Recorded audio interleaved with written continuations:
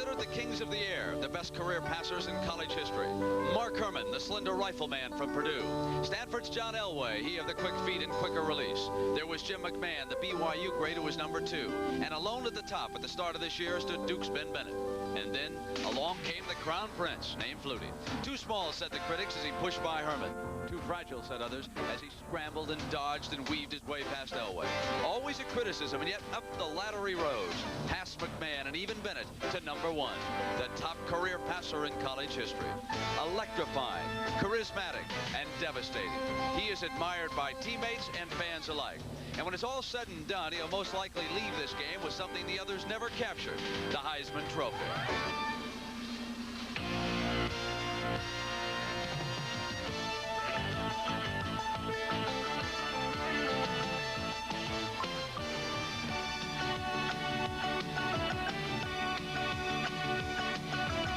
Doug Flutie and his Boston College teammates face an angry Miami Hurricane team who have a pretty fair country quarterback themselves by the name of Kosar.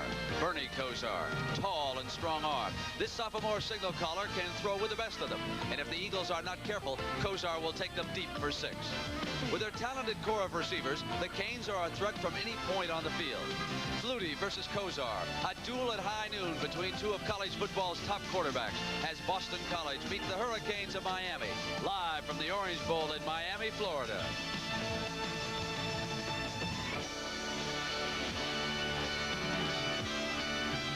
CBS Sports presents college football. Live from the Orange Bowl in Miami, Florida, it's the Eagles of Boston College versus the Miami Hurricanes. Today's game is sponsored by the 1985 Jetta, the new affordable German road car from Volkswagen.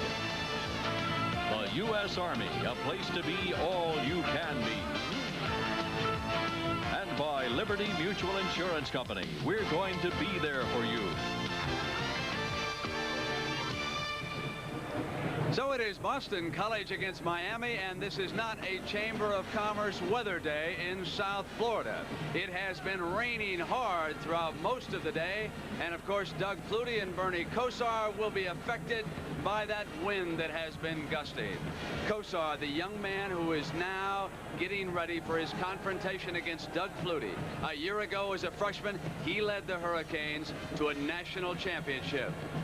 And across the way in the Boston College locker room, Doug Flutie, who could be just a week away from earning the Heisman Trophy, is getting ready now to bring the Eagles out for their battle here against the Hurricanes in the Orange Bowl. Good afternoon, everybody, and welcome. I am Brent Musburger, and what a confrontation this should be. Boston College, of course, headed for the Cotton Bowl, where they will probably be taking on Texas, although the Longhorns still have to get past Baylor and Texas A&M. As for the Hurricanes of Miami, they're angry, I said earlier. That's because they were humiliated a couple of weeks ago by Maryland. Opened up a 31-0 lead and then lost the game 42-40. And as a result, instead of going to the Orange Bowl, where they had an opportunity to defend their national championship, they have had to settle for the Fiesta Bowl. So many confrontations today. A pleasure to be working with Ara Parseghian and Pat Hayden. And Pat, we have got 2 coaches here who have done superb jobs. Well, Jack Bicknell's had a remarkable success at Boston College. 2 years ago, he led them to their first bowl game in 40 years. Last year, they won the Lambert Trophy, signifying the best team in the East. This year, they'll be playing on January 1st, and they win another Lambert Trophy. He's done 2 things in tandem which are difficult to do in college football, Brent. He has won, and he's won so in an exciting fashion. Now, Jimmy Johnson, well, he's had an exceptional year at Miami as well. He came here under adverse circumstances, inherited Howard Schnellenberger's staff, didn't have a spring practice. They're a defending national championships team. They've won 8 games against very stiff competition. All right, Pat, I look forward to hearing what you're going to say about Flutie and Kosar, and I want to know what the coaches got to say about how we're going to stop these 2 quarterbacks, and we'll have that story when we continue after this commercial and a message from your local stations.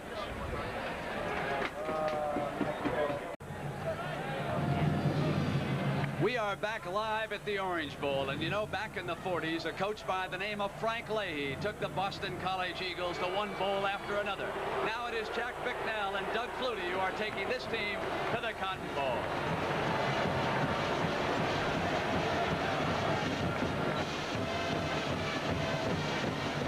Opposition this afternoon, the Hurricanes of Miami, the defending national champions, who of course will not repeat. Their coach a year ago was Howard Schnellenberger. Now it is Jimmy Johnson who is directing this this football team. And you know, you're going to see one of the most exciting players ever in college football. That is 5'9" Doug Flutie. What can we expect? But don't forget the three-quarters. Don't forget the three-quarters. He's very upset with you. Would you be surprised if I said Doug Flutie was going to throw the ball a lot today? What Doug Flutie likes to do is line up in a lot of different formations, send people in motion, drop back and find the open man. He's thrown to 13 different receivers this year, and today he's going to spread the ball around to a lot. Reminds me a lot of the offense we all used to play in 6th grade out in the front yard, but he gets the ball in the end zone.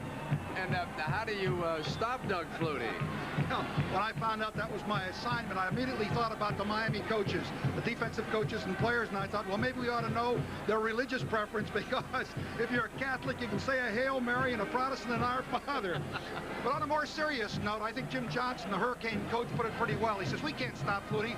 We've got to slow him down. And how do they plan to do that? They're going to stay in a 3 deep, not to give the big play. They're going to try to hide their coverages if they possibly can to confuse him. And out of their 7-man front, they're going to rush 4, but they'll be different people. They're not going to blitz a whole lot, and they have one special defense that they call the cop, where number 58 Fleming will mirror Flutie, particularly when he's flushed out of the pocket. We'll see how that works. All right, there's the mirror man down there. Now, what about Big Kosar? What can we expect from him? Well, Brent, when you've seen Flutie scramble and use different formations, Bernie Kosar takes a different approach but gets the same kind of results. He's going to come up in 1 or 2 basic formations. Watch his eyes, because he's going to audibilize an awful lot. He wants to get the ball to his wide receivers early in the football game. When they double them, to audibilize, get the ball to his tight end, Willie Smith, who's caught 62 passes this year. And, Errol, what about the BC defense? Well, it's amazing the similarity between the two defensive philosophies. They're going to stay in a 3 deep. They've used some 2 deep and burned by it. They're going to stay in a 3 deep. They're going to try to camouflage and hide their coverages if they can. They're not going to blitz a whole lot.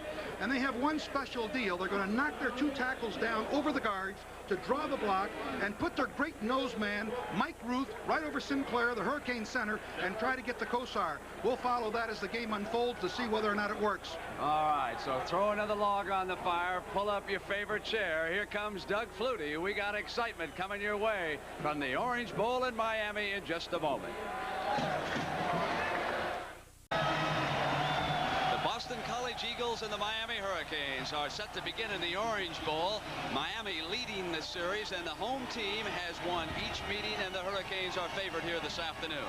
And again, the weather could be an enormous factor in this game. It has rained hard all day, and that gusting wind will be the problem for Kosar and Flutie. Flutie will have the ball first. Miami will kick it off, and that is Mark Seeley, who will put it deep.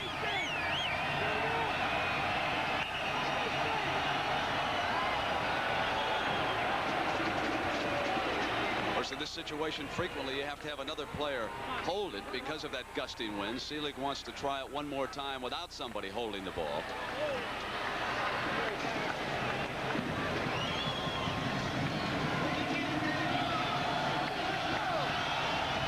Steve Williams and Tyrone Taylor are set back deep for the Eagles. And fielded back in the end zone by Williams.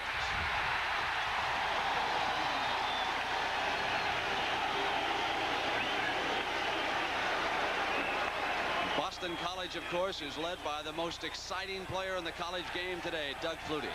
Strahan is a very dependable performer, and Troy Stratford has been nursing a hamstring injury. Kelvin Martin, an explosive receiver. Phelan is Flutie's roommate and his favorite target. Now Casparillo goes in to replace the injured Gieselman in their starting lineup.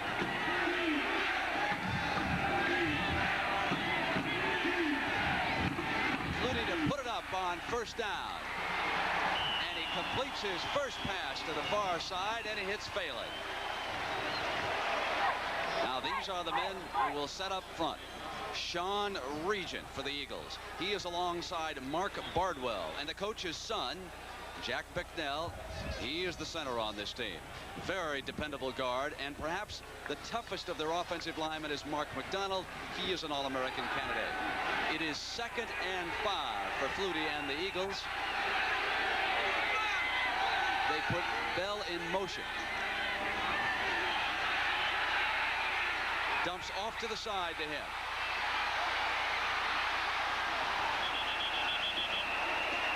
And immediately Doug Flutie opens up with 2 completed passes right here. John McVay made that stop, and speaking of the defense, these are the men. Julio Cortez, a very gritty performer. He's next to Jerome Brown, who's quick. Morris, the hard hitter of the bunch. And Fagan is a very, very dependable. He's probably the leader of that group, and Moss is only a sophomore. He has a bright future. Bernie Kosar said, generally, I don't pay much attention to what the other team's offense is doing, but he said, I just want to stand on the sideline and enjoy Doug Flutie. Flutie now with a 3rd and 1 yard, and he's got the first down. Handing it off to his running back, Troy Stratford.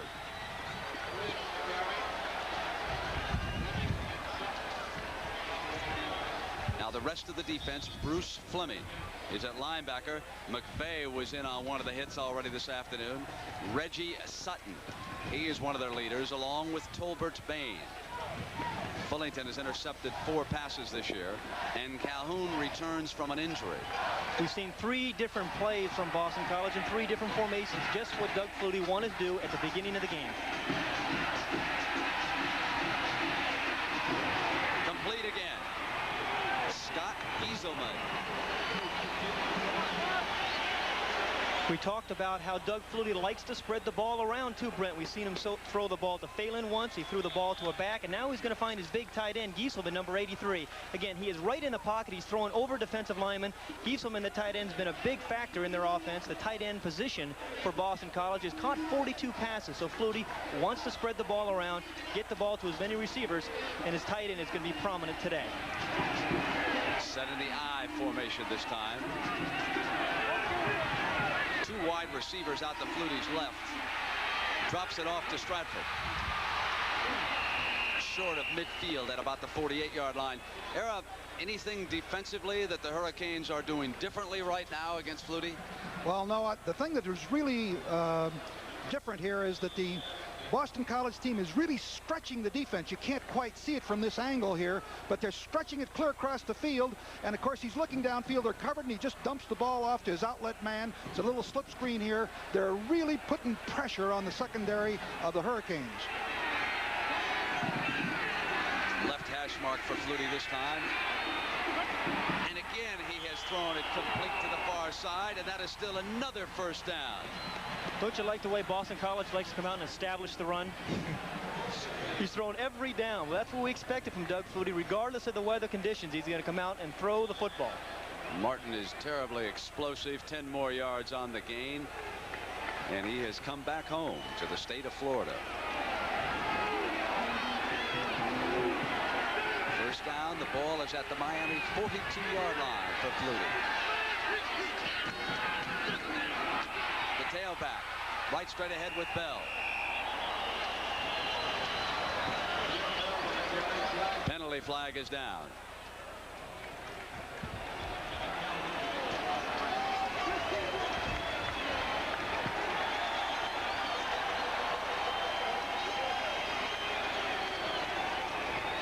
You see, this is good running on this particular play. As you watch, the defenders are in good position. This is their standard defense that they're going to use with their 3 deep. There's a great move put on right there. I can't see right from there who missed the tackle in there. Nothing wrong with the defense, just excellent running. But it was set up by the number of passes that Boston College set up before that. They threw 5 straight times before they ran the ball. And anytime a defense is concerned about a Doug Flutie and throwing, the run is going to be there, particularly draw type of plays and traps when the defense is a little bit soft.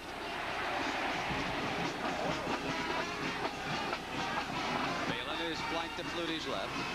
Strahan is the setback. Flutie to throw again, and he's got it complete to Gieselman. They are short of a first down. Down to the 33, and again it is John McVay, the linebacker, who is in on the stop for the Hurricanes. The key so far here, Brent, has been that Doug Flutie's got excellent protection from his offensive line. Now watch what's going to happen here. He's going to drop back.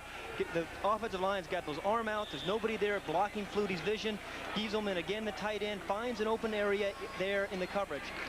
Miami is using a lot of man-for-man coverage on the short routes underneath, and if you continue to do that, this is the kind of day that Flutie's going to have. Second and short, and Casparilla has checked in at tight end. Flutie with Martin, touchdown, Boston College.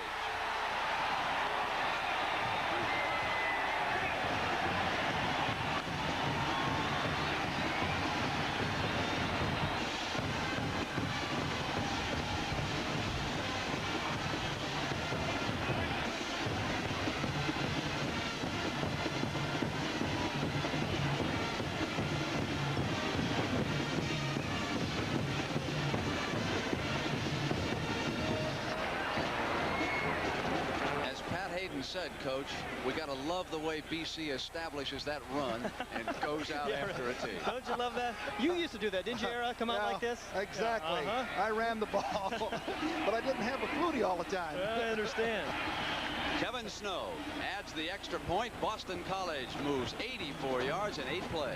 Well, this is the first throw to Kelvin Martin. Remember, Brent, what makes Flutie so difficult to defend, he's throwing the ball all over the place. We've seen Phelan catch the ball. Gieselman caught a couple passes on the drive. And now Kelvin Martin, their big receiver, catches the ball for the end zone. Good protection here for Doug Flutie once more. But again, the key here, great protection and a change-up in the receivers. Now we come back. We'll watch Bernie Kosar go to work. It's 7-0 BC.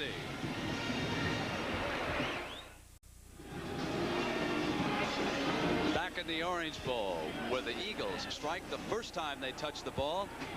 Now it's Kosar's serve coming up as Snow prepares to kick it off for BC. And one of the deep men for Miami is number 21. He's on your all-name team, J.C. Pennant. Oh. I don't make it up. There he is.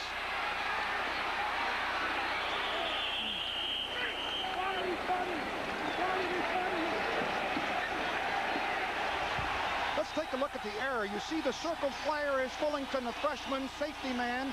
He's got a habit of coming up to support. He starts back. He's supposed to take the middle third. Now he comes back up, and Bain, the left corner man, is beaten with no support from Fullington. The error was made by number 19.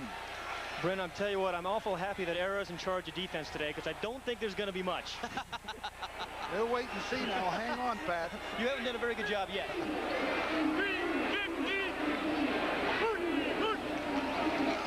Kosar to throw on first down. Incomplete.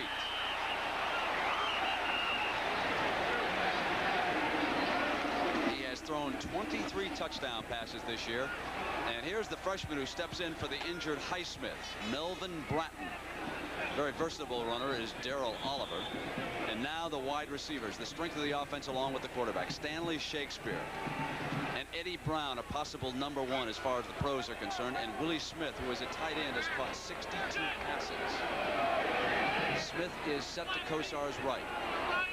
You have Compton high, and then Oliver moves out of it. 2nd and 10. Incomplete. Beautiful defense on the play by Neil Eiton, number 43. This was an audible by Bernie Kosar here. He felt he could get Darrell Oliver down the middle. He's done this in the past. He had a couple big plays against Maryland 2 weeks ago in the same kind of audible. Darrell Oliver out of the backfield. He's got tremendous speed, but you're going to see number 43, Eiton, right there, who made a very good recovery because he was guarding Eddie Brown, but the ball was in the air a little bit too long. Allowed Eiton to come over and make a play. 3rd and 10.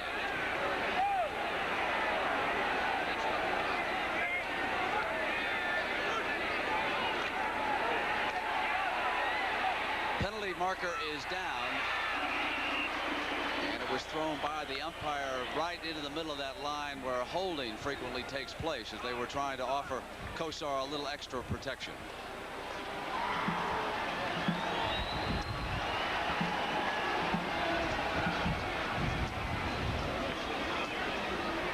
Now the rest of the Hurricane offense in the line, Paul Berticelli out of Miami.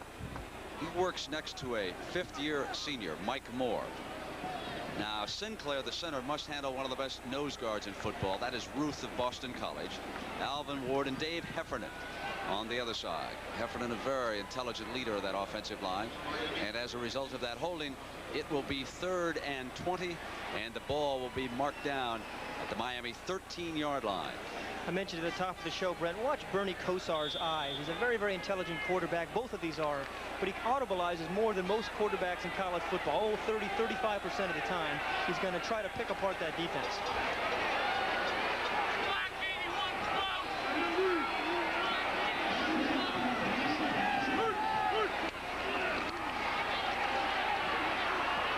Once Brown jumps up and makes a spectacular grab, but was he in bounds? I'm not so He sure. was out. Excuse me, Brent, I'm not so sure I would have taken that penalty because you gave Kosar another opportunity. and he almost pulled it off. Here we see from an end zone shot. One of the things that Boston College is doing is that they're camouflaging their coverage as well, particularly Pereira.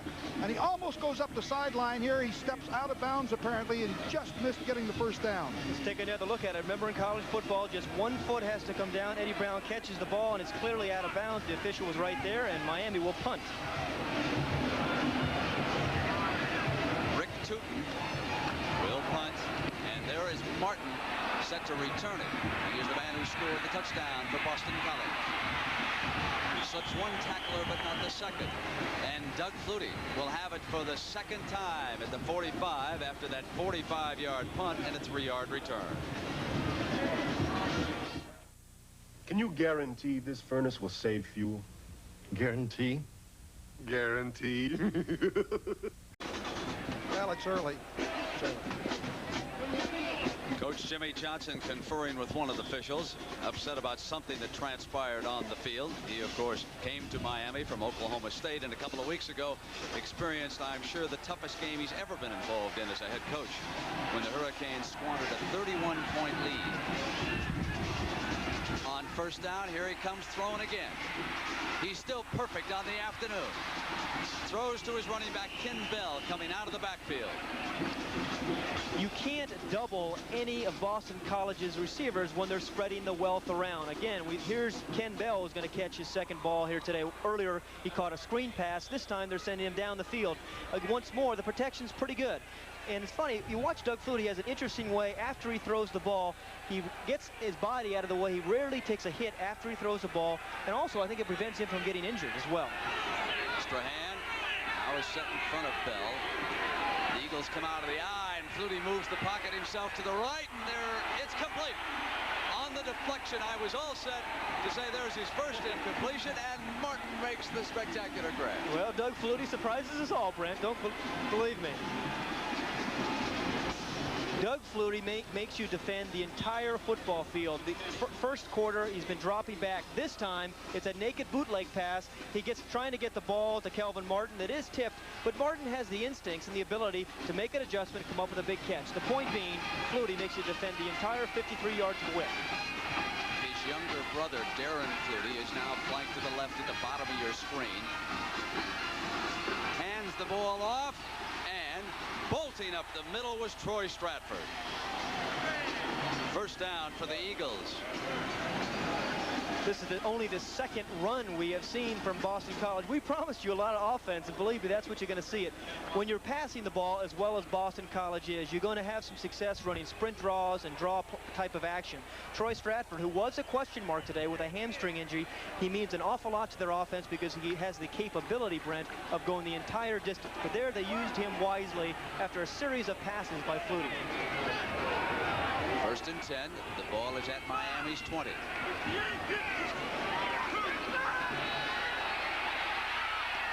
Complete again to Stratford. 5 more yards. You can see the problem that there's a real dilemma for the Miami team. How to handle this guy Flutie, as we talked at the top of the show. They attempted to blitz or bring pressure one time, and that's when they ran that little draw in there. But it's awful tough to handle a guy like Flutie. Too much versatility. You're in charge of stopping him today. Oh, well, it isn't over yet, Pat. Give me a chance. We'll hold him under 50. All right. Second and 5. He is 10 of 10. Averaging better than 10 yards of reception. Thrown for 1 touchdown already. Now it's 11 of 11. Stratford's got another first down at the Miami 5.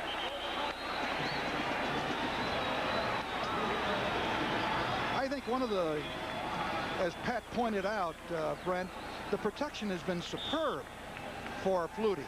And here he is, 11 for 11. How do you like that? You can't even do that in practice. I know Hayden couldn't. You're right. I couldn't do it in warm-ups either. But the interesting thing is Miami has chosen just to rush 3 and drop 8 arrow. Maybe they're going to have to try to put some pressure on him. Ken Bell is the tailback.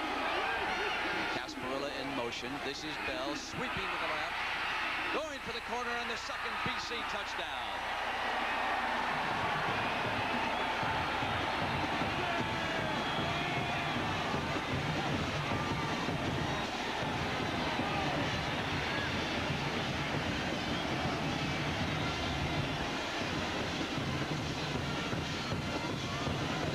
not be any doubters, Era, about the performance of not only Flutie, but this Boston College football team now. The way Coach Jack Bicknell has built a power in the East. He's done a remarkable job, and that was 2 excellent drives on the part of the Eagles. But I'm wondering right here whether or not Miami is still shell-shocked from that Maryland game.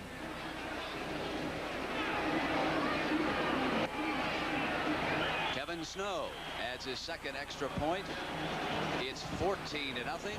You know, when you have to defend the run, you have to be a little bit more aggressive. But the problem with playing Flutie is that he makes you play soft because he throws the ball so doggone well. But here they come right down by the goal line with Ken Bell off tackle. Their offense has the power to run the ball off tackle, yet they can finesse you as Doug Flutie drops back and finds that open man. We'll be back at the Orange Bowl in a moment. What about Miami's defense that time? Well, as you'll see here, number 1, the circled player is the contain man. They get outside the contain. One of the things when you're playing football, you've got to squeeze everything back to the inside. He gets blocked clear there, as you see, has no chance, and he gets outside the leverage. But two beautifully executed drives by the Eagles. Unbelievable. Time left in the first quarter here in the Orange Bowl. Flutie has handled the ball twice and has scored both times, and Miami does not have a yard of offense yet here in the opening quarter. J.C. Penney and Darrell Oliver are set deep for Snow. Oliver runs up, fields it at the 7 and fumbles. Picks it back up and stepped out of bounds near the 20-yard line, about the 21-yard line, and here comes Kosar. And a big day tomorrow. I want to remind everybody that the road to Lexington starts on CBS with the Louisville Cardinals taking on Indiana Hoosiers, coached by Bobby Knight. And of course, at halftime, we'll get an update from Frank Lever. And the two fellas with me in the booth know a little bit about this rivalry. The Fighting Irish against the Trojans. That's going to be a good one, too. Coming after you, Hayden. Again and again, huh? It's been a long time, but we're coming after you. I understand. Here's Kosar. First down for Miami. He hands off to Bratton, and no daylight. Met right there. Mike Ruth was one of the defenders, number 68. And if you get an opportunity, watch the big nose guard from Boston College. He's one of the finest nose guards in the country. He wants to become a priest, but he said he may have to slow that up for a time while he plays a little professional football. Benches something like 550 pounds. I hate to arm wrestle him. Do you see the size of his arms? Who could you arm wrestle, Hayden? Oliver to the 25-yard line, where it'll be 3rd and 7 for Kosar. Well, Miami wants to obviously keep the ball out of Doug Flutie's hands. One way of doing that, of course, is by controlling the ball, controlling the clock. But really, Brent, that is not Miami's personality. They are a throwing football team. We've seen them try to run the ball here twice in a row. They've only picked up 3 yards. That's exactly right, Pat. They've got to keep the ball away from that explosive Boston College offense. They're dynamite. Brown is to Kosar's left. There was movement in that offensive line. Now Boston College is complaining bitterly because they don't think, yeah, there it is. Well, this is one thing. Miami's been penalized 84 times coming into today's game. Now, if my mathematics is correct, that's almost 8 times a game. It's an awful lot to overcome, particularly when you're down by 14 Legal points. procedure, lineman moving against Miami. We're going to play 3rd down. Paul Schmidt, our referee, with the call. 3rd and 11 for Kosar, and Eddie Brown, the dangerous one, is set out to Kosar's left. They double the 2 men on the outside. Complete to Brown at the 45, midfield, and steps out of bounds at the 42. He's so dangerous after he catches the ball, and that was a 37-yard gain. Boston College deployed into a jam position. You see the wideouts. They're trying to double up on him, but Kosar got an awful lot of time to throw the football. Brown gets into the seam, the deep seam. Look at the hole in here. Kosar has enough time. Great catch by Brown. Not only that, he can run with the football. Kosar is explosive as well, and here they come. Boy, he picked up 2 nice blocks by his wide receivers there, one being Stanley Shakespeare. Pat There's a first down for the Hurricanes now at the BC 41-yard line. This is Oliver. And the defense led by Chuck Gorecki, number 95, closed down. You know, we talk so much about Doug Flutie. You don't realize how good Boston College's defense is as well. It's a very good defensive team. They put some pressure on people. They played a big league schedule the last few years and done very well. They have their stiffest test today, I believe, in Bernie Kosar.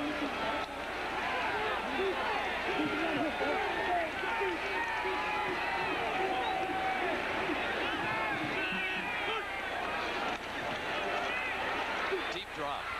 Sets it up beautifully to the screen. This is Bratton. Gets down to the 30-yard line for a first down. That second effort by Bratton earned Miami the first down. Romanowski, the linebacker, finally brought him down. Football is very much a game of momentum. Boston College had it, but Miami now is trying to get it back. And one way of doing it is throwing some short, safe passes. They felt that Melvin Bratton is a very good receiver. They want to get him the ball out of the backfield, both on screen passes like this, as well as downfield. But the momentum here is now in Miami's favor.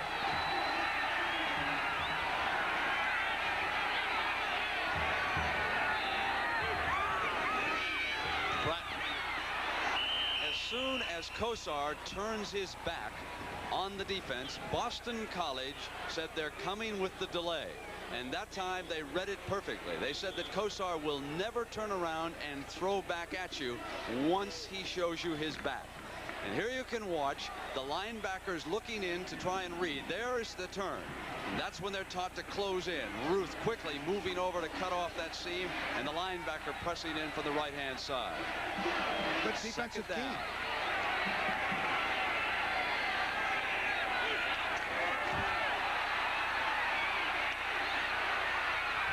Complete, and it's Brown again working the sideline, but he is short of the first down, and over there was Tony Thurman. Brent, just as Boston College came out, as we said, and they were going to change formations and throw the ball around, so is Miami staying true to form and trying to throw the ball early in the football game to its wide receivers. This is the second or third time he's gotten the ball to Eddie Brown, this time on an outcut. It looks like he did pick up the first down. He got 1 foot in, or actually got 2 feet in. He did a beautiful job of getting that first down, Pat. And when Eddie Brown has the speed that he has, you obviously have to respect him deep. We saw him catch 137-yarder, and that allows you to throw those outcuts. The BC 18 fumble recovered by Kosar. Remember, that's a defensive scheme that Boston College wanted to use. Mike Ruth on the center, Sinclair. They felt they could back him up into Kosar, maybe create some exchange problems between Ruth, the center, the nose guard from Boston College, against Sinclair, the center from Miami. One of the problems also for the defense on both sides is that they can both grab big chunks of yardage. Just because it's 2nd and 10 now doesn't mean anything, or 3rd and 10. They can grab it in a hurry. Brown is to Kosar's right, and Stanley Shakespeare goes to his left. Movement again, and penalty flag comes down.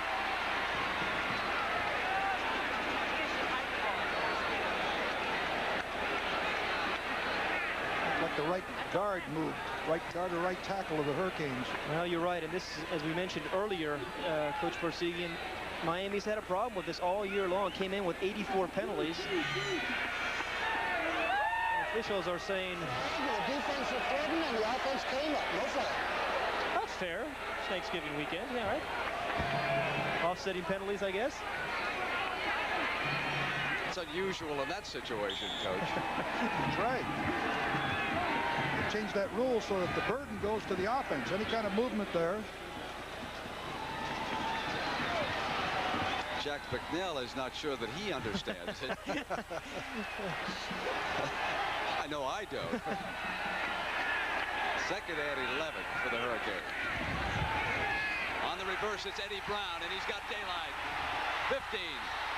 Inside the 10. First down for the Hurricanes at the 6-yard line. Oh, he's explosive. A 13-yard end around. A very, very nice nice change of pace by Miami. We've seen some off-tackle runs. We've seen Bernie Kosar dropping back into the pocket. Now they get into scoring position, and they put some more pressure on you. They give it to Eddie Brown, the man with outstanding speed on the outside. Look at number 50, Mike Moore, out there in front of him.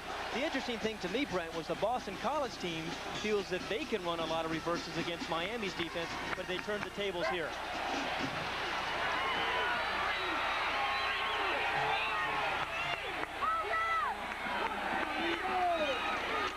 Oliver to the 2. You know, this is not Miami's strong suit, the running game. As a matter of fact, they're only averaging 121 yards a game compared to 307 passing. They can get the big chunks of yardage, but down here they'll probably try to pound it in here. But they may miss Alonzo Highsmith, who was injured in the Maryland game, and he was their big running back that got that short yardage. Let's see whether or not Bratton can get it. He is number 5. Here he comes, over the top for the touchdown.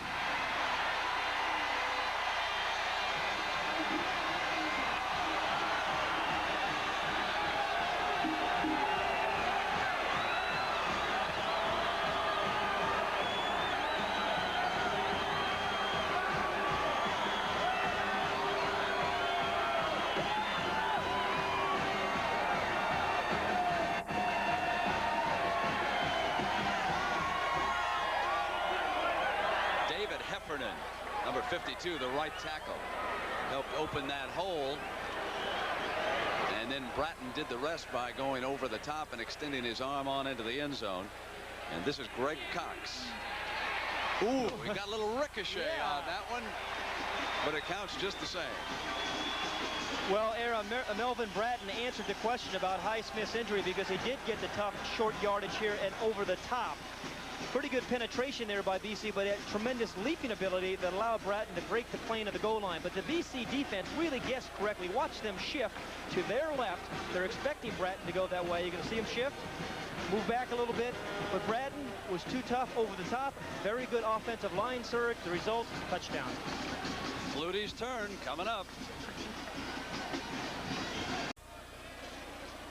Darryl, what about the BC defense? Did they let down after going up by 2 touchdowns? No, not really. I think one must face the fact that these two teams, when they play, average about 900 yards in a contest. Right now, the first quarter isn't even over, and they're up to 227. They're just two great offensive teams. Seelig to kick it off for the Canes. Williams and Taylor are back deep for the Eagles.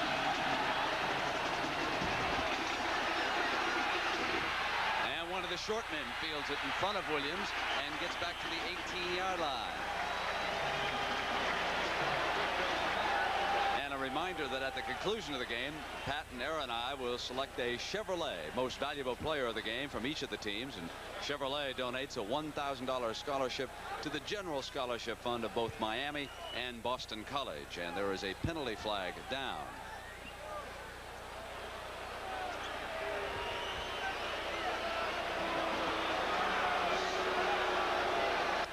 It was a personal foul against Miami. I believe that's their 4th penalty here in the first quarter.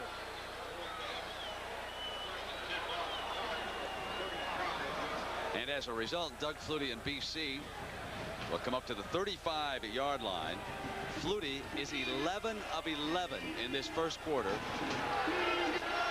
And he's already passed for 118 yards as he closes in on still another record. Fake to Stratford, moves to the left, repositions a receiver, and hits Gieselman. Out of bounds, no completion.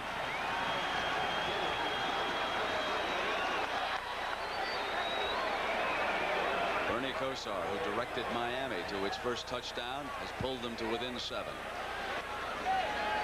There's the pass distribution. We talked about that so much here at the top of the show in the first half. Look how Flutie is spreading the ball around. That's what makes them difficult to defend. And then after he's throwing the ball around to a number of different people, they'll run a draw or a trap, and you've got a halfback in the defensive backfield. That was his first incompletion in the game. Stratford and Strahan are set behind him in the eye, and Flutie will sprint out to the right. to Martin, incomplete. Brent, the coverage is a little bit better in this series of downs for the Hurricanes. I think they're getting more familiar with what Flutie does and where the receivers are coming from.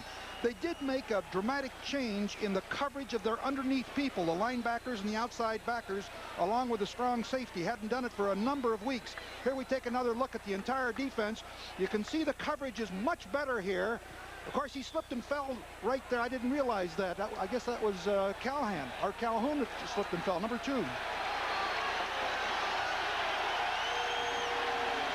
Third down and 10.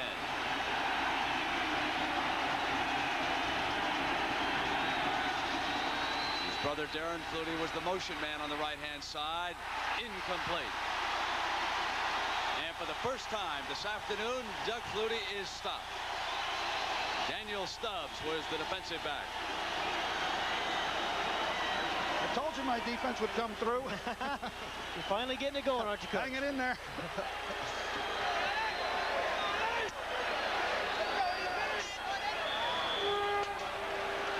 (14-7), Boston College leading Miami. Steve Peach, a quarterback on this BC team, will punt. No one plays much quarterback except number 22. That's Eddie Brown. Steps out of bounds there at the 30-yard line.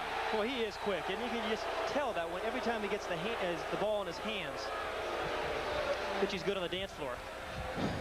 It reminds me of my own youth. Here are the bowl games coming up on CBS. The Sun Bowl on December 22nd. That'll come your way at 3 p.m. Eastern Time. And then the Peach Bowl on December 31st at 3 p.m.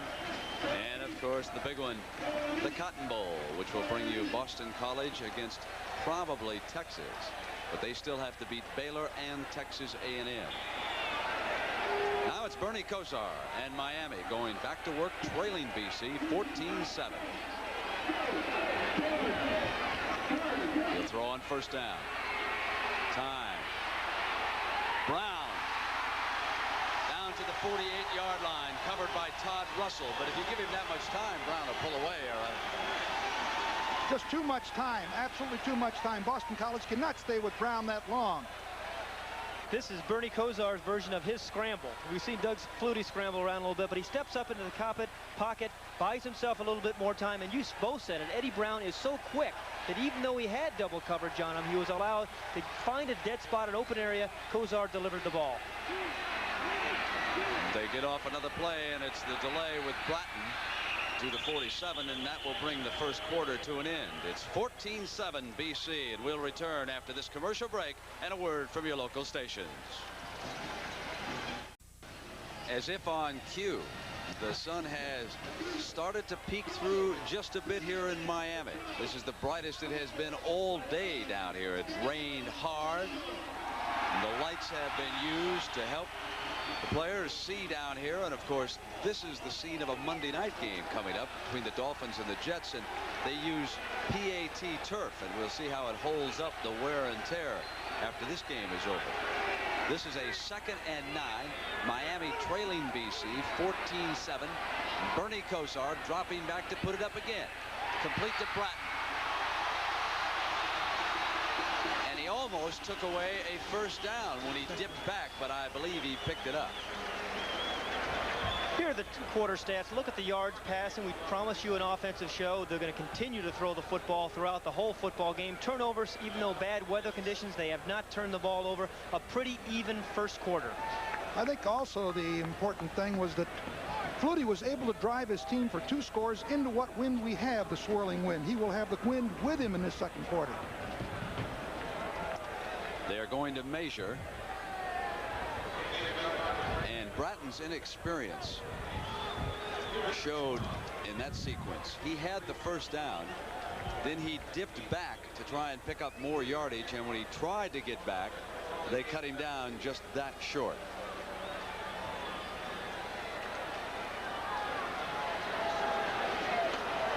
Bernie Kosar's also had a very good first quarter. I'm certainly not disappointed with either one of these. Different styles, but they both get the job done. They're not getting to him either, are they, Pat? Not putting much pressure on him. You're right. Short yardage formation by Kosar. first down. Fumble. And it goes out of bounds. Miami's ball. David Pereira was over there for BC, but he could not get a handle before it went out of bounds. So often on short yardage, if the back can get through the initial wave, and here he picks up a nice block and gets outside, and then really tries to run over Pereira, the ball does pop out. The BC players are there to try to make the recovery. Didn't have possession before he went out of bounds. Actually didn't have possession at all. That was number 36, Peter Holy. But a first down for the Hurricanes. After that 16-yard gain,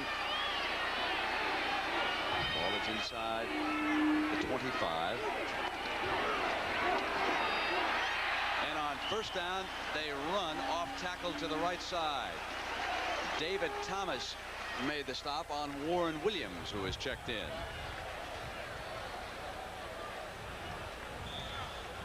Surprised that Miami actually has run the ball a little bit better here in this last couple of drives, Era. Very effective against that defense. They were trying to blitz Kosar and anticipated a pass, and it was a good call. Williams. First down inside the 10. Again, it was Peter Holy.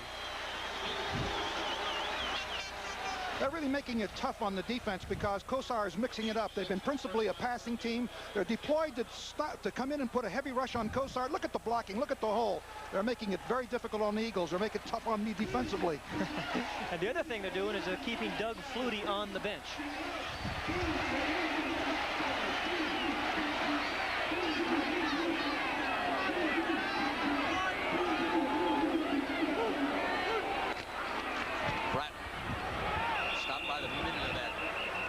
Defense.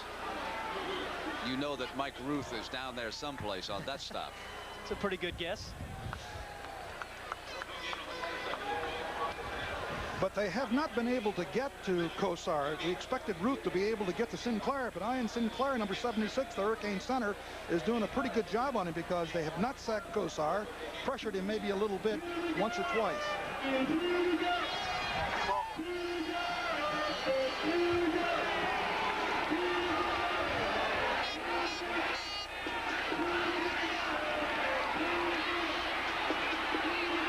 Open is Smith, the tight end, and he drills him for the touchdown.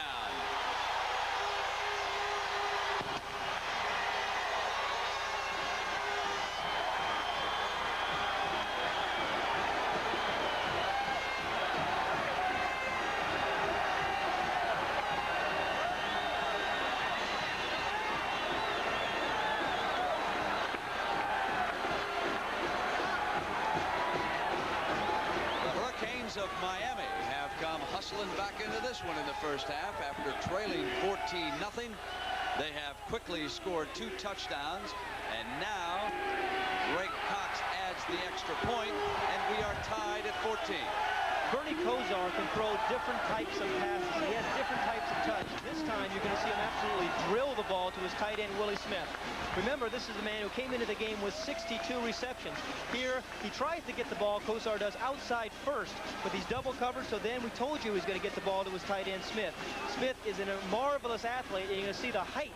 He's 6'2", but he jumps up and makes a terrific catch. He's got very large hands. That's the difference. We may score 150 points here before we're done. Last guy who has the ball, right? Back in the Orange Bowl, and you can see how quickly Kosar took the Canes in for their second touchdown. Seelig kicks it off, and again it is fielded by one of the short men, and he is brought down at the 27-yard line. Let's take a look and see what happened. The circle player is number 17, Tony Thurman, the leading interceptor in the country with 10. But watch as he makes a mistake, and he moves to his right. Kosar reads it. You see him, he should be center fielding here. And Kosar drills the ball so fast and hard in there, Thurman cannot get back. And that is the touchdown. Almost the same mistake that was made by Miami when Boston College scored. Doug Flutie brings the Eagles to the line of scrimmage at the 29. Throws on first down. Incomplete, and the ball should have been caught by Ken Bell. Era, you just mentioned the same mistake being made. That's what happens, though, when you've thrown the ball around. We saw Eddie Brown catch a number of receivers from number of balls from Kozar, allow that tight end to not get as much attention. But, you know, the thing about it, Pat, is the very thing that both coaches talked about defensively was to avoid the big play, stay in a 3 deep, give them shelter. But they've been burned twice, each team.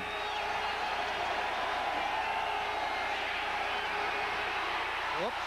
Comes back to the other side. Complete. And that time it went to his running back Bell, and he held on. Reggie Sutton was the corner, but not until Bell had picked up 17 yards and a first down for the Eagles. When you watch Doug Flutie play the game of football, you always have a smile on your face because he's always going to do something like this. Here, you can't, this is just athletic ability. The impromptu play, it's very difficult to defend. You're going to have some defensive breakdowns. He has a marvelous knack of finding open receivers. The outside linebacker, Cortez, did not contain. He dropped back into coverage, and of course that gave Flutie that opportunity. They run on first down. Stratford up the middle, and that is only the second time in this game that BC has gone to the run on first down.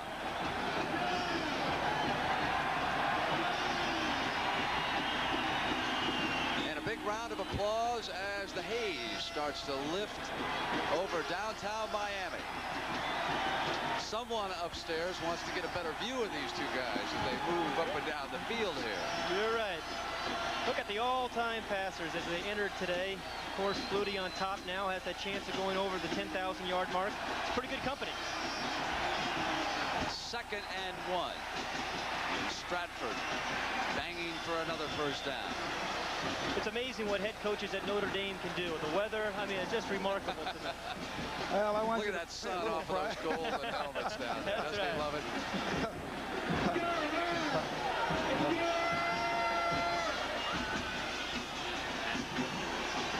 Well, this is not going to be a defensive battle, that's for sure.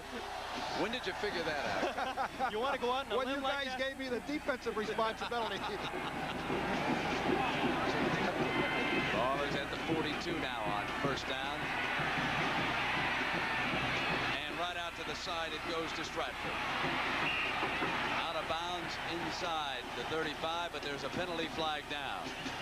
Boy, Troy Stratford had a bad hamstring coming into the football game, and you really saw the effects of it there, Brent. He just could not really take off on that leg.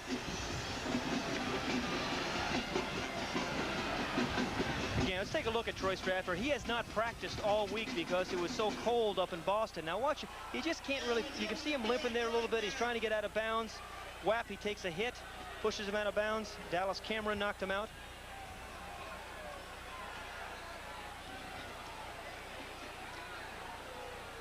I must not be sure either.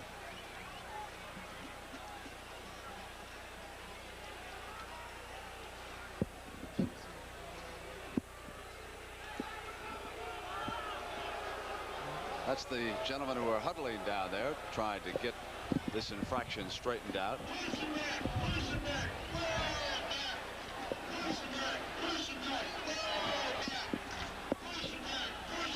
We're going to bring in one more, I think, for maybe they'll just take a vote. That's the Democratic way of doing it. Well, here we come. We're going to get it. We got a consensus, I think. Go flag. All that, huh? Oh, my. Oh, boy. Johnson is really heated. This guy just want a little airtime, I guess.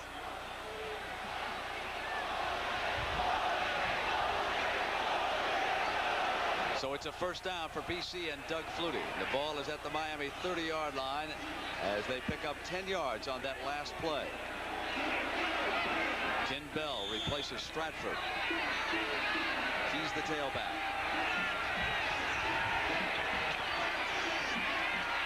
Flutie sprints to the left, outruns the defender, and picks up 7 or 8 yards. Kevin Fagan was moving in on Flutie, and he just accelerated around him and got out of bounds. Shades of Francis Tarkenton on that one. Oh, you're right. But you have to play a very disciplined defense when you play Doug Flutie, because he can do that. How many times have we seen Doug Flutie run that naked bootleg play where he fakes to a tailback or on a sweep and then gets outside containment and makes all sorts of good things happen. Barry Gallup, he's the offensive coordinator for BC. Very close, the man who recruited Doug Flutie. Stratford is back at tailback. Throws a beautiful block to give Flutie some throwing time. Incomplete and almost intercepted. And Kenny Calhoun was the defender for the Canes.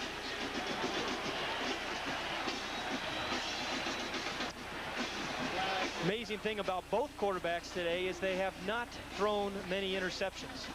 Good coverage this time, as you see Ken Calhoun, number 2, will get right in the perfect position. It looks like Flutie's got his receiver right there. He almost intercepted the ball. Good coverage on the part of Miami. An error, there's a penalty against the Hurricanes. Face mask against Miami. And a first down for the Eagles, who are inside the 20-yard line as a result of that infraction, and Coach Johnson is getting more and more upset by the minute. He's trying to figure out how to stop this ball club, and no one else has done it, Jim. You're just going to have to outscore them. They'll go to one running back in this formation. Strahan off the left side on the slant to the 15-yard line. Bruce Fleming, linebacker for the Canes, was one of those who applied the hit. It'll be second down for Flutie. The ball resting on the 15-yard line.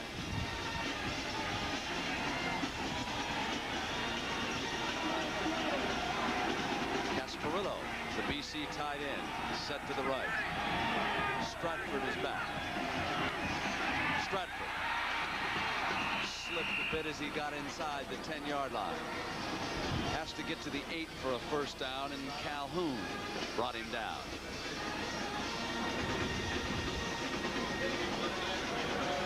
It'll be a short yardage formation sent in now by Coach Jack Bicknell and the Eagles. I think it was last week when they got hooked up with Syracuse in a really tough ball game in bad weather conditions. Boston College demonstrated that they can run the football when they need to. But the versatility, of course, of Flutie gives them a tremendous dimensions in both phases of the game, running and passing. You're right, Era. I think it surprised an awful lot of people. BC ran for, what, 270 yards last week against a very good Syracuse defense. Exactly right. 3rd and 1 for Flutie and the Eagles. This is a situation when they like to give the ball to Strahan over the top. He's been very successful. Interesting, Pat, because they switch him to the tail. Fake him that time. Flutie wants to throw it, gets past Fagan, has the first down, and I think he dove for the touchdown. He did. He is remarkable. How do you defend that?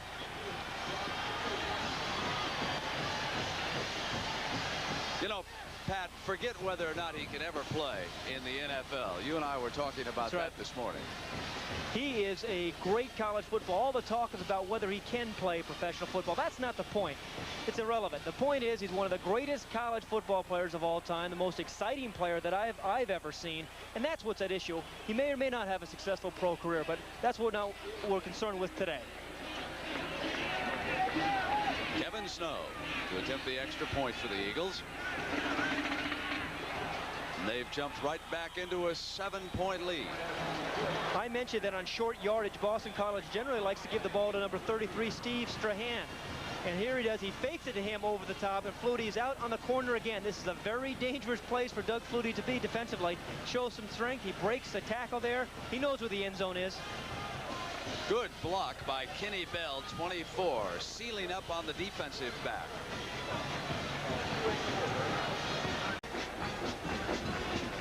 Back at the Orange Bowl in Miami, where the Boston College Eagles have just come back and regained the lead on the Hurricanes of Miami. And that's the time remaining in the first half, and now it is Mr. Kosar's turn to go to work against that Eagle defense. 21-14 in the first half already. J.C. Penney is back deep with Darrell Oliver. This is Penny. Out to the 18-yard line. You know, from a coaching perspective, I think that I would have wanted Flutie to throw the ball to Ken Bell, number 24. You see how open he is right there? Right there is Flutie, number 22. Now he runs the ball, and you take a risk. You take the risk of an injury. Now, Flutie is a great runner and a tough little guy, but why take the risk? He could have thrown the ball to Bell. Those coaches always want to take the fun out of it. Don't they? I know. I mean, I want to see the guy dive in the end zone, right? I'll tell you Yeah, but Ken Bell wanted the ball. Kosar's turn for the Hurricanes. First down. Off the fake to Williams. He draws time. And he has got Stanley Shakespeare all alone. A coverage mistake inside the 40, the 35, and down to the 32-yard line. Stanley Shakespeare and Neil Eiton finally brought him down after a 49-yard gain. Kosar to Shakespeare.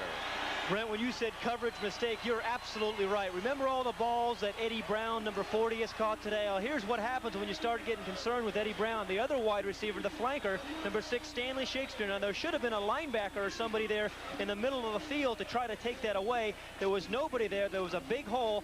And Kosar, again, with the eyes, he always has the vision. He finds the open man on the field. He spreads the ball around, too, as well.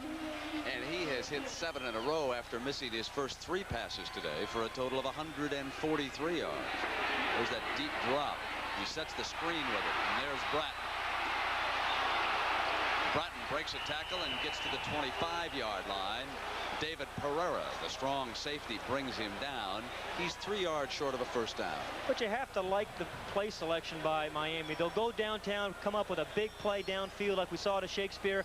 Then you're concerned about that. The next thing they do is come out and throw a little finesse at you, a little screen pass after you're dropping deep to try to take away the big play. Good play selection by Miami.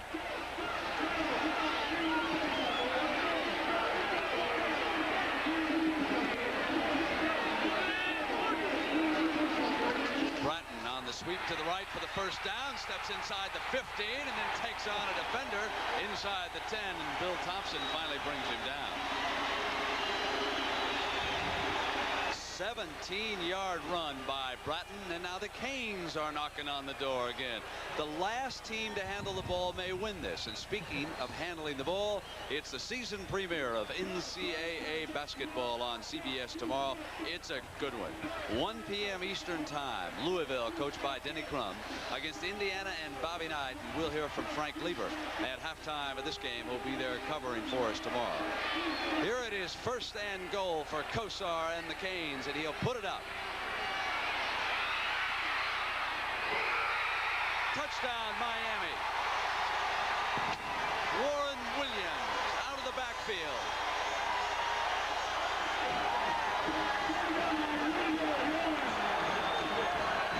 I want to tell you, that is one fantastic catch and throw. I thought I had an interception. It was very close. What a job Kosar did there. He got that ball in there. I don't know how he got it there.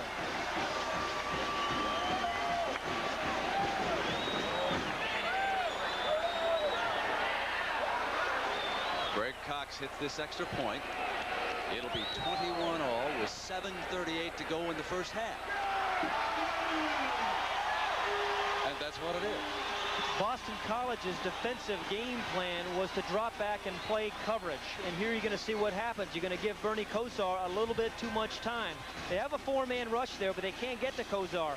He's looking for receivers. He buys himself a little bit more time and really throws off balance and still was able to get enough on the ball.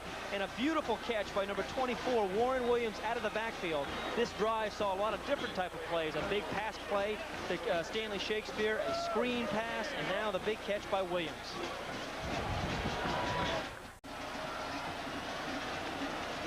The ball is being teed for Mark Selig as the official wipes it off one more time, and set back deep, Tyrone Taylor and Steve Williams with Bernie Kosar throwing the final 8 yards of that drive. He was 3 of 3 for 64 yards. So he passed for 64 of the 81 yards. Now it's about to be Flutie's turn again. This one bounds out of the end zone. It'll come out on the 20-yard line. Brent, this touchdown is an almost. As you watch Chuck Gorecki come from the right side of the screen, almost gets to Kosar. Watch him come right here. He has plenty of time right there. And almost now, Todd Russell almost knocks the ball down, but it was too well executed on the part of the offense. Defense wasn't that bad. A lot of almosts on his defense. Well, that'll get you beat, won't it? A lot of almosts. Here's Doug Flutie with his 5th possession. He has 3 touchdowns and 1 punt, as does Bernie Kosar. Stratford is the tailback. They'll throw again on first down. Complete, and that's Gerald Phelan, Doug Flutie's roommate and his favorite target at BC. Gary, you really have to enjoy the play selection by both these coaches, both these staffs. Again, we talked about them spreading the ball around. Phelan catches his 2nd pass today. Both quarterbacks doing a marvelous job of getting the ball to backs and getting the ball downfield, change of paces with some screen passes and some draws and traps. And also the beautiful quick release that Flutie has. Flutie needs just 11 yards now to pass 10,000 yards passing. Hands off that time to Stratford, who was brought down after a yard gain. There's a celebration if you stop him for one play. I was about to say, those defensive coaches are terribly excited about that.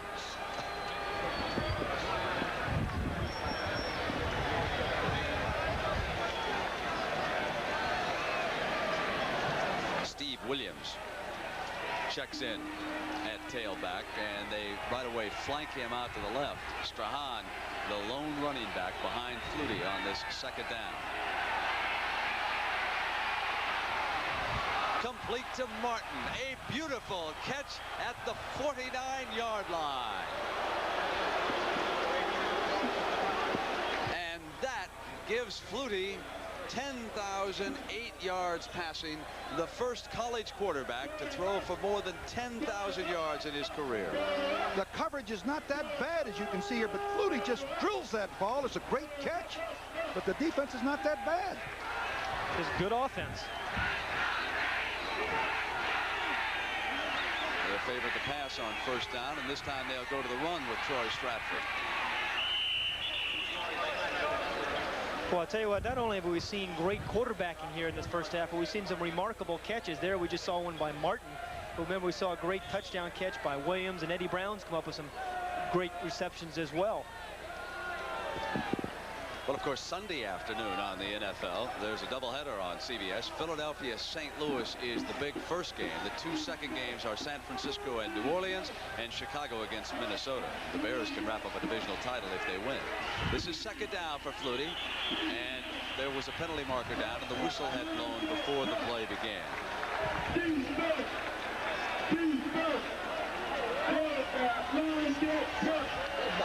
Illegal procedure.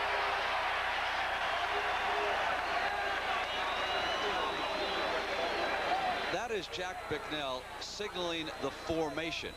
Now, that is not the play he is sending into Flutie. Martin delivered the play from the sideline to Flutie. He comes off, but it is the coach who will give Doug the formation. This is a very complex offensive system that BC uses, and we see Doug go to the shotgun for the first time.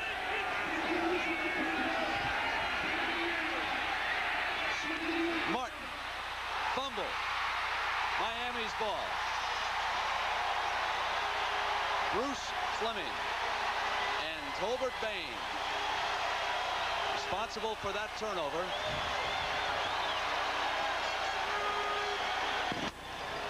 This is what Miami was hoping for. Try to force Boston College to throw the ball underneath in front of the coverage, come up and be able to rally around the football, cause a couple of fumble recoveries or perhaps interceptions.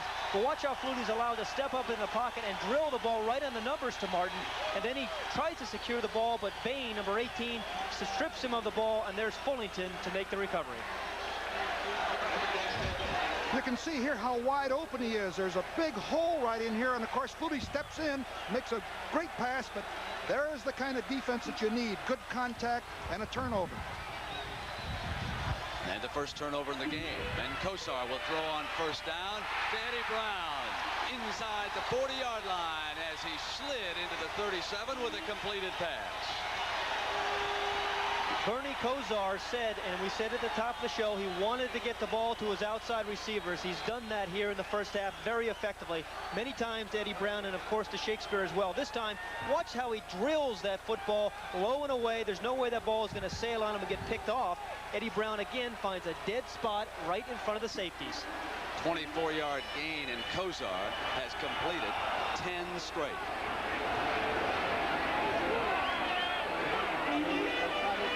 They run Bratton. There's an alley on the left. Out of bounds at about the 27-yard line. Era, you and I were talking about this earlier in the week. Can you remember in a college situation a better matchup between quarterbacks? I don't think I've seen this kind of matchup. As a matter of fact, in my day when I was coaching, if you met one or two great passers and maybe in a 10 or 11 game schedule, that was about it. But today, these passers and receivers are so skilled, I think it's put undue pressure on the defense. You cannot stop these teams. I don't know how you can with 11 people. Well, you know, out you're there. absolutely right. I think 10 years ago or so when I was playing and you were coaching, the defensive coach could rely on a quarterback to make a bad throw or overthrow a receiver to disrupt a drive. But nowadays, as you said, they're so skilled, they're just not going to miss those throws. Time left in the first half. Do you know that 7 of 11 times this year, Kosar has thrown for better than 300 yards? He's a remarkable performer. Very nice young man, very bright.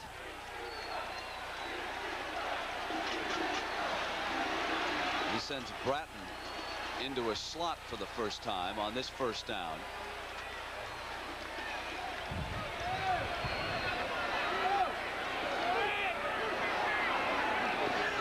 Fumble. BC's ball. Number 50 of Boston College, David Thomas.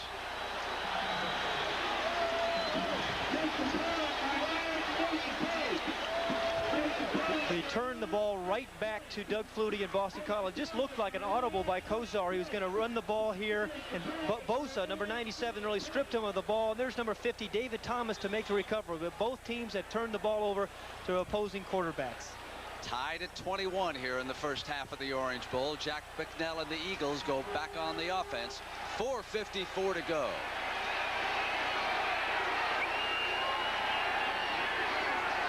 Asparilla in motion.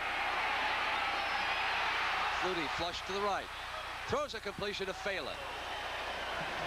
He is run out at the 42 by Sutton.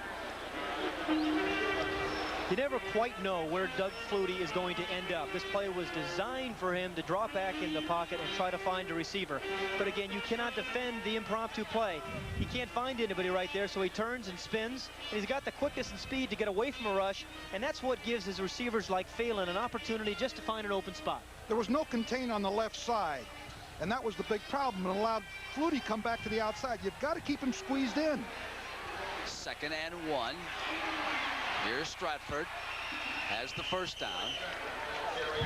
You know, They'll have the ball at the 45. One thing, Era, that I've noticed against BC, what I would try to do a little bit, I think, with Flutie is really give him some inside rush. We've seen Flutie step up into the pocket a couple of times and hit the receivers over the middle. I would like to see him get a little bit more of an inside rush so he doesn't really have so much open area. It's a very good point, Pat, and I think you got to contain from the outside. You can't let him scramble out of the pocket. They have been void of a contained man. He immediately senses it, feels it, and takes it. They run the delay and get nowhere. Stratford, the ball carrier that time. And there's a penalty flag down in the secondary.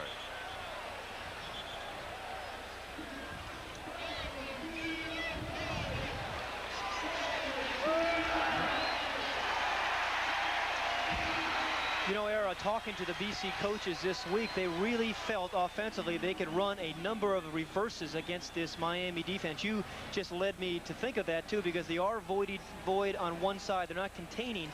That's what they saw in the films and felt they could run a reverse to those sides. And dropping those outside linebackers, and exactly, if they run a reverse to the side where that fellow's...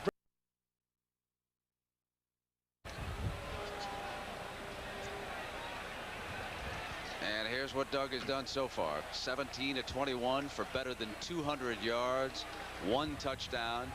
He has run for a second. That's a day's work for 98% of the quarterbacks in the game.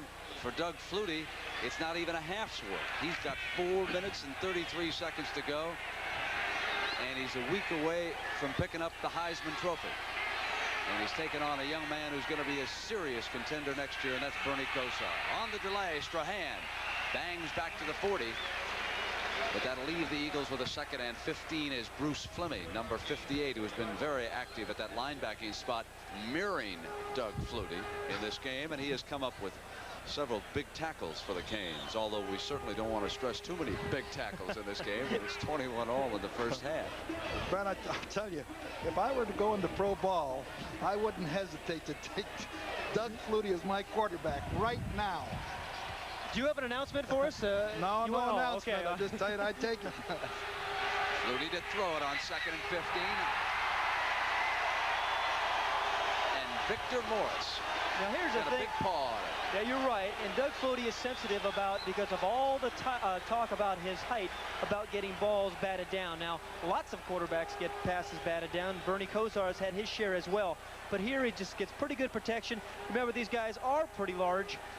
And it did get tipped there, but it's going to happen to any quarterback in any given game. Particularly short ones like yourself. Thank you, Ara. I appreciate it. What was the score of that Notre Dame SC game a few years ago? 51-0 in 1966, sir. That's the wrong year. Talk about 74. Flutie to throw it, and there's penalty flags down on both sides. Incomplete. Miami appeared to be offside prior to the snap.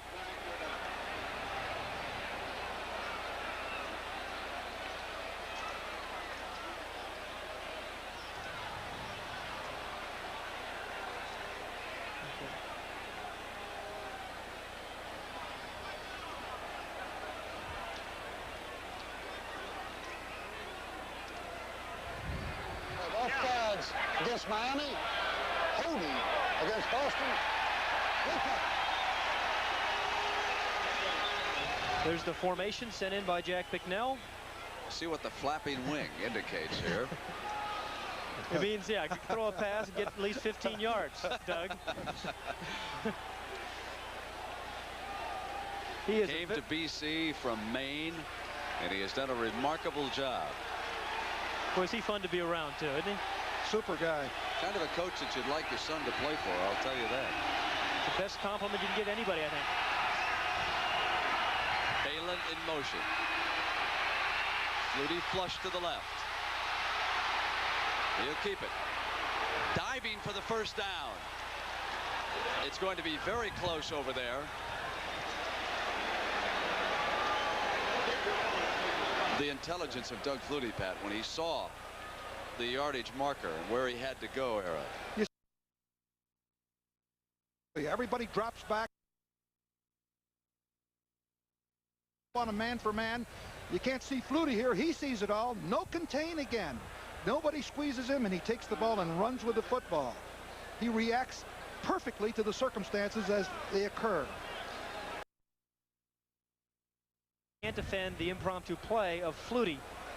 You know, Coach, you defend some interesting quarterbacks, George Myra and Roger Staubach, similar type guys to Flutie. What did you do against them? I think you got to bring guys hard from the outside, squeeze him in, and bring the people from the inside, Pat, to keep in his face if you possibly can. Drive him back. He gets outside. He's so dangerous. He can both run and throw on the run, and so accurately. Well, that's how close he came to picking up the full 15 yards for the first down. As he dove, of course, he fumbled the ball out of bounds on that far side. Looks like Boston College is going to go for it here. They are 6 of 7 this year on 4th down plays.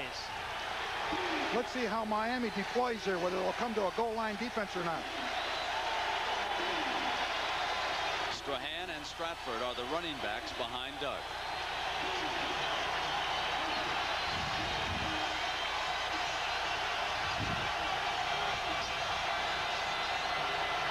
Stratford for the first down. 3:20 on the clock.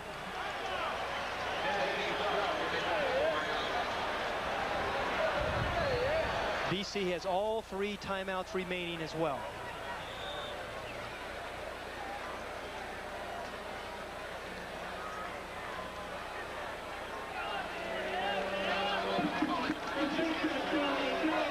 Dombrowski checks in as one wide receiver, along with Darren Flutie, who is Doug's younger brother. That's him at the bottom of the screen. They'll run on first down with Kenny Bell, and he is stopped and thrown for a loss. Calhoun was coming up from the secondary to help out on the play.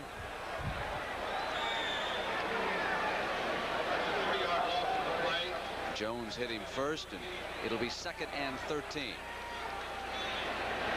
Coming up at halftime, we'll have a live report from the Louisville, Indiana game. Frank Lever is there. Pat O'Brien interviewed Jerry Faust, the Irish coach, and we'll also hear from Lindsey Nelson on the echoes of college football. 2nd and 13. To Phelan. Out of bounds at the 26-yard line. Tolbert Bain with the coverage. 2:18 to go, and another first down for the Eagles. We said at the top of the show, BC does it by different formations, trying to find soft spots and fooling the defense. There they brought in 4 wide receivers, Brent, and then again Doug just picked the open man. That time he found Phelan.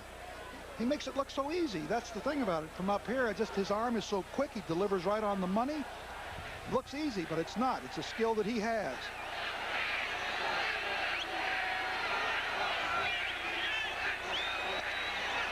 Throwing again on first down. Drops it off to Stratford. Inside the 20.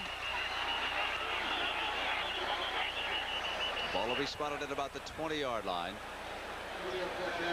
Here, watch Doug Flutie after he releases the ball. This is one reason he has stayed healthy in his 4-year career at BC. He's going to release the football and jump away from the defender. Whap, that's a smart kid, I want to tell you. He's been doing that all day. He avoids a lot of punishment that way. You see the size of his hands on that ball? Very, very large hands. For a guy 5'9" and 3/4? Now you got it right, 3/4. Here's his 2nd down. Incomplete. That one was intended for his younger brother, Darren Flutie. Doug Flutie's pass intended for Darren Flutie. Incomplete.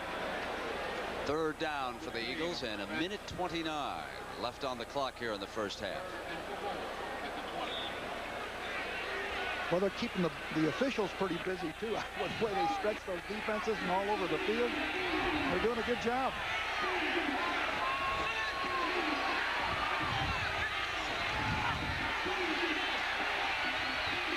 Middle is clogged. Comes to the right. Steps out of bounds at about the 10-yard line. Another first down. I want to tell you, if anyone is at home watching without a smile on their face when they're watching Doug Flutie, they ate too much bird yesterday, because this guy is an exciting player. Again, he can't find anything. He's just going to make something happen. And again, no containment from the outside. Era, you have made that point a number of times. He breaks containment, picks up yet another first down. You know, one of the directors of the Cotton Bowl, Jim Brock, is here, nicknamed a hoss. I think he's enjoying this performance by Doug Flutie. You'd like to see a lot more of it on January 1st, I think. He says, if I see Doug go down in a heap and get injured, I'm going to run out there and jump on the stretcher myself and take his place. I don't blame the hoss.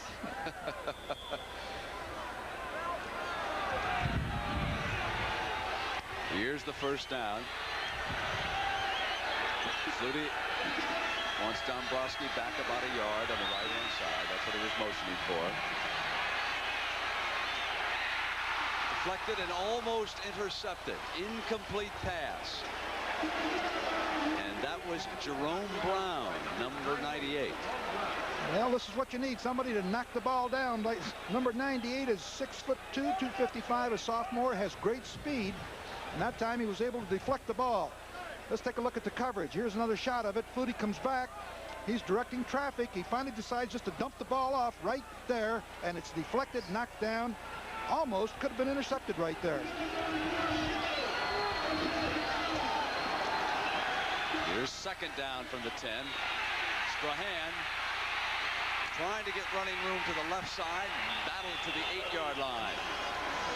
That's a player the Eagles can ill afford to lose because of an injury. They have been decimated at that fullback position this year. Right, Jim Brown, their backup fullback, has been hurt. Jim Turner's, their third fullback's a little bumped up too. So Strahan is very strategic in their game plan. An interesting call there on 2nd and 10, though, to run the draw play. I expected there to be a little bit more open, but when you're down in this part of the field, there's not as much room for the defense to drop back, so a draw play is a rather surprising call.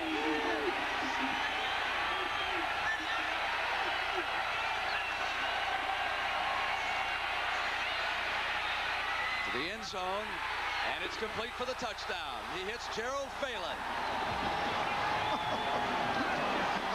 Well, you're not defending him very well, Coach. I'm telling you, I thought we had it done that time. But he gets the ball there so rapidly, and also it was a great catch by Phelan. That ball was thrown low. Take a look at, again, Doug Flutie, a 3rd down situation. He's come through his entire career. Again, he breaks containment. There's nobody there from the outside. The ball is really deflected there by number 58 Fleming, and that's why the ball was a little bit low for Phelan. And Tolbert Bain almost got there. A deflected pass by a linebacker results in a touchdown. Kevin Snow adds the extra point for BC. You've got 28 seconds to go in the first half. Doug Flutie is now 20 of 27 for 238 yards and 2 touchdowns. And here's one of those touchdowns right here, a play action fake. Again, he's get very good protection, and you're going to see we're smiling watching Doug Flutie, but he's pretty happy about things as well. We'll be back at the Orange Bowl with Boston College ahead 28-21. Can Bernie Kosar score in 28 seconds? Well, Brent, he did it against Florida. He had 36 seconds left in the game against Florida, put his team down and brought them down for a touchdown. So the answer is yes. Here's Snow's kickoff for the Eagles. Darrell Oliver, J.C. Penney are set deep.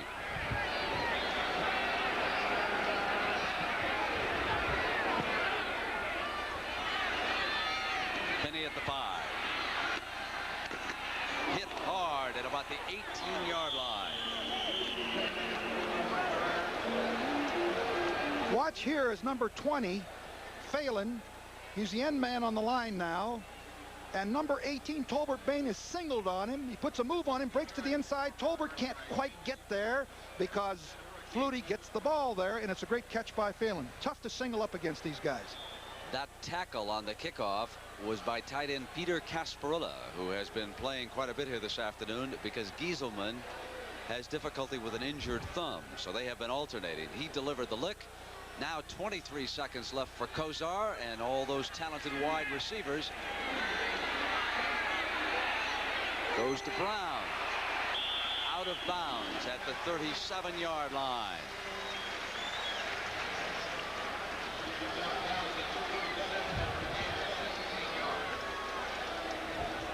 And at halftime, we're going to be talking about tomorrow's game, our season premiere, the road to Lexington, Kentucky in the Final Four.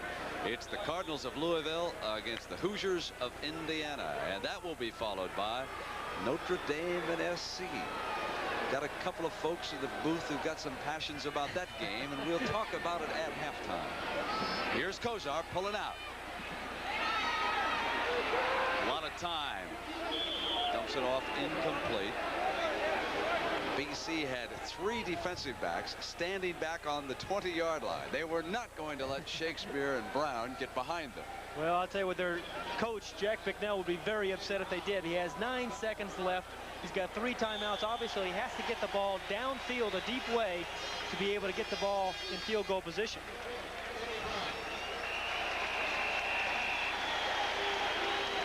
Bernie had completed 11 passes in a row before that incompletion. He comes over to the sideline. And while we've got a break here in the action, let's take a look at these 2 campuses, BC and Miami.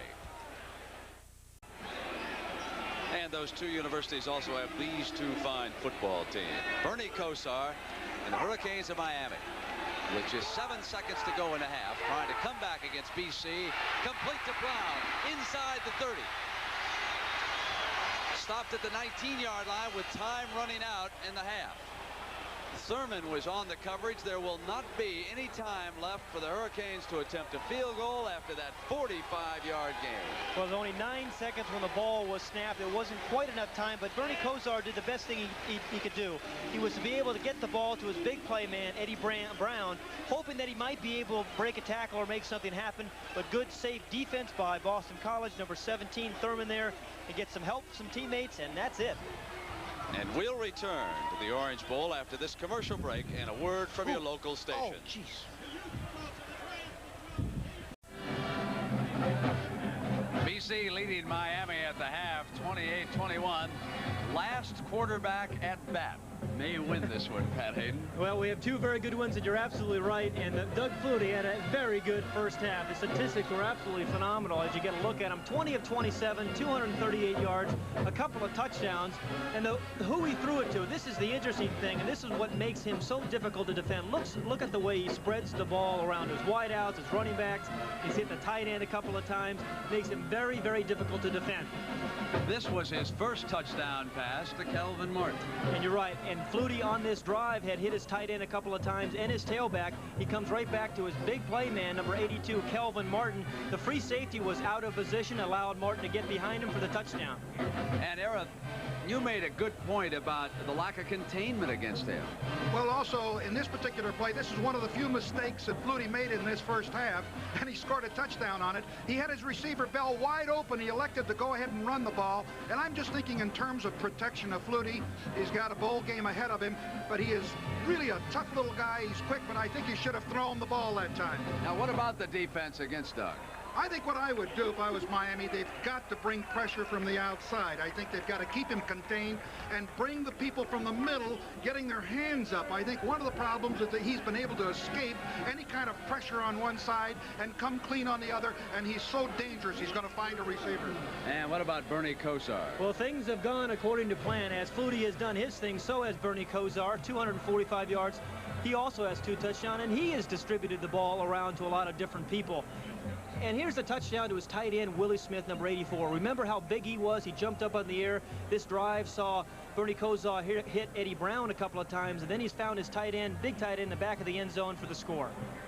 Now, how would you stop Kosar, Era?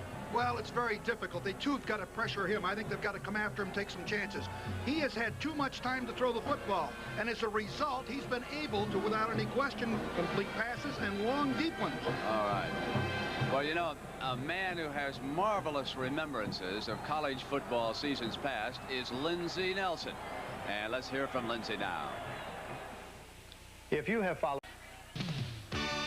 CBS Sports presents college football, sponsored by Chevrolet, who invite you to see, drive, and live today's Chevrolet.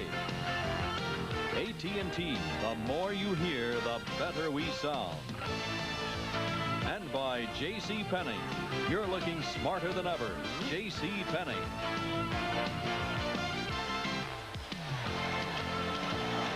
Set to start the second half. Boston College leading Miami 28-21. Will kick it off. It'll be Kevin Snow to kick for the Eagles.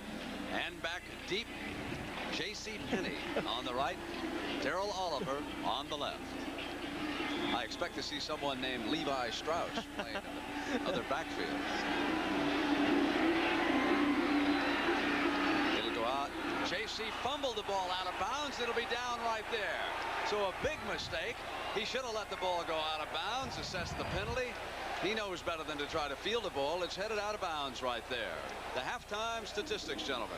Well, there wasn't much defense there. We talked about that a whole lot. 660 yards in total offense. The quarterbacks have played magnificently. The statistics prove that, and only 1 turnover from each team. Looks like some of my normal work. That's right. Oh, we made some adjustments at the half, and it's okay for Hayden to help out on the defense now. No, I only want the quarterbacks. Here's a first down for Bernie Kosar and Miami, trailing it by 7. He'll pass from his end zone on first down. Throws underneath to the tight end Smith. Out to the 10-yard line. A little breathing room, Era.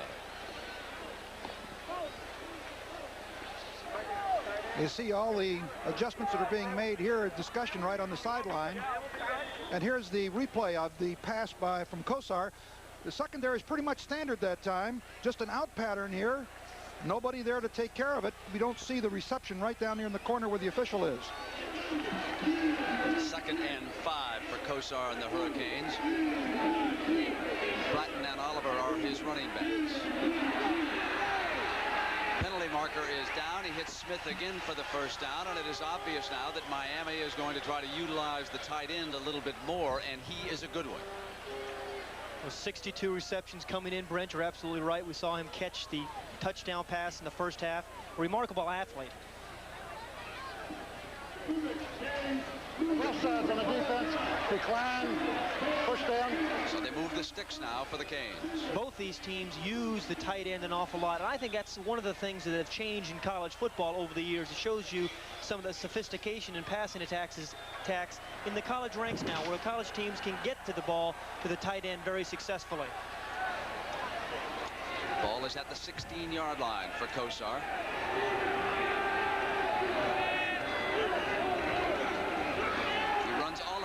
First down. Bangs out to the 32-yard line before David Pereira, the safety, is forced to come up with the stop.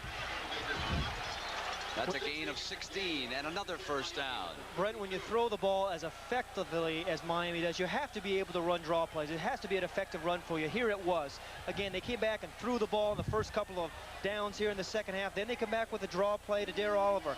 Take a look at Mike Ruth, number 68 in the middle of the screen. We thought this was going to be an interesting matchup. Ruth against Sinclair. Sinclair wins that battle right there.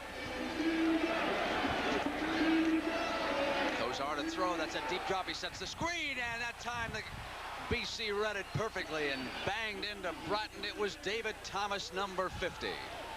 That was the first time that Boston College went into what they call tough. Both linebackers walked right up into the guards' faces, and they came and they put pressure on Kosar, man-to-man coverage, and Kosar was not able to set that screen. And you mentioned, Era, that's one of the adjustments that you felt that BC had to make, was really to get to Kosar, put some pressure on him. The rain has returned to the Orange Bowl, starting to come down again. Rained hard here earlier this morning, let up just before kickoff, started to clear late in the second quarter, and now the rain has rolled back in. Kosar with time, throws to Eddie Brown. Brought down at the 40-yard line. It'll be short of a first down. Number 45, Todd Russell there. And a penalty marker is down. Boy, Kosar really took a shot, but the interesting thing here is watch Eddie Brown. We said how talented he is. What I like about him, Brent, is the way he comes back for the ball. This is a shot throw, but he comes back to make the reception, to greet the ball, catches it with his hands, which is a great sign. But Kosar took an incredible shot here, the punishment that some quarterbacks are going to take after they release the football. And that's what I believe the penalty was all about. The ball is gone, there's the hit, and the official's there to make the call. John Moser delivered that hit on Bernie. Brooklyn to pass, a personal foul against Boston, first down. As a result of the penalty, the ball is put down on the 47-yard line. 1st and 10, the Hurricanes trailing Jack Bicknell's Boston College Eagles by 7. It's a shootout in Miami, 28-21.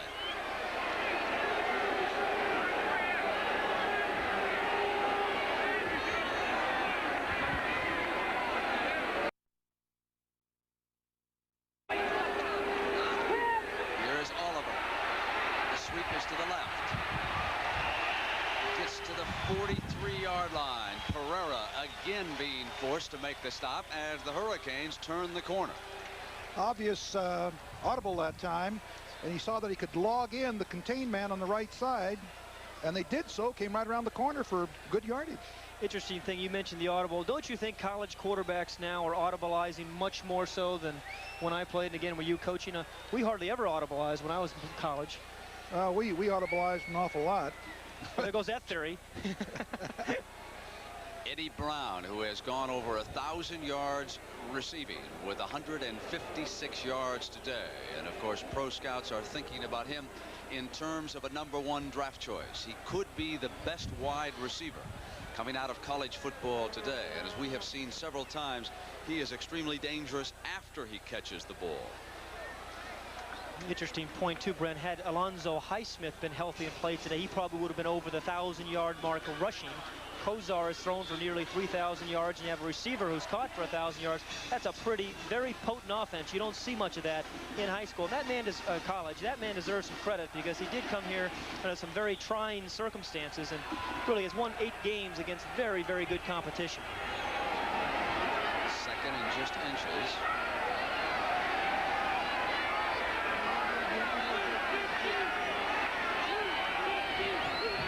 Going to the long count again.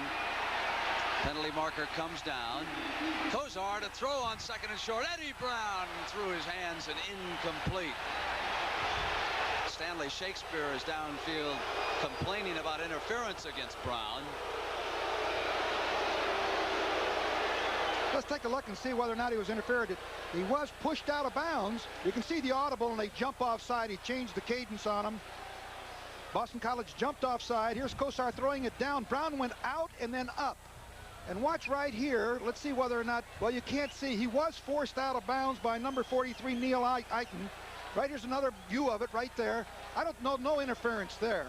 But he did shove him out of bounds, and he can legally come back. Doesn't matter because BC was offside, so Miami gets the first down. The ball is at the 38-yard line. Brian Blades is back at one safety for BC. He has just checked in.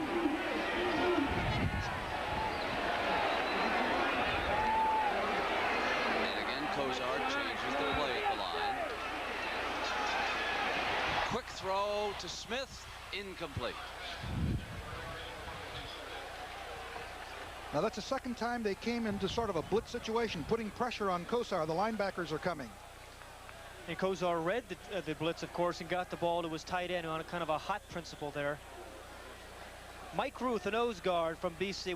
Look at those big arms he has. He tries to loop in. There's a little line stunt there. He comes in free, but a little late on Kozar. But interesting line stunt there by the BC front, trying to put more pressure on Kozar.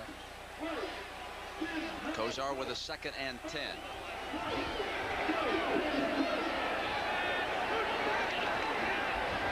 Reverse with Eddie Brown.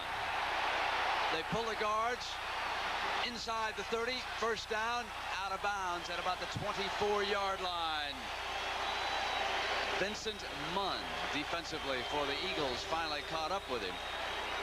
Well, they ran this play earlier in the game to reverse to Eddie Brown with a great deal of success. And the philosophy is if you don't stop it, we're going to keep coming out at you.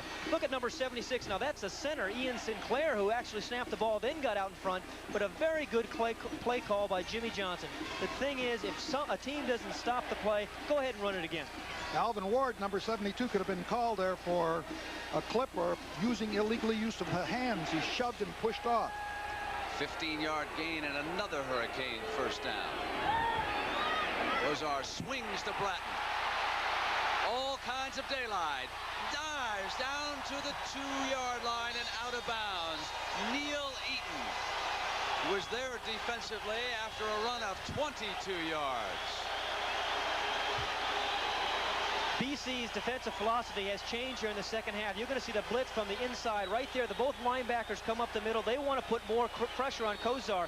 Here's the result, though. He reads it, dumps the ball off to his halfback, Bratton, who pulls a Greg Laganis, gives him a little dive shot right over the top. But a very good read of the blitz by Bernie Kozar. That's good, intelligent offense, I want to tell you. First and goal for the Canes. Bratton over the top. This time the touchdown, Miami.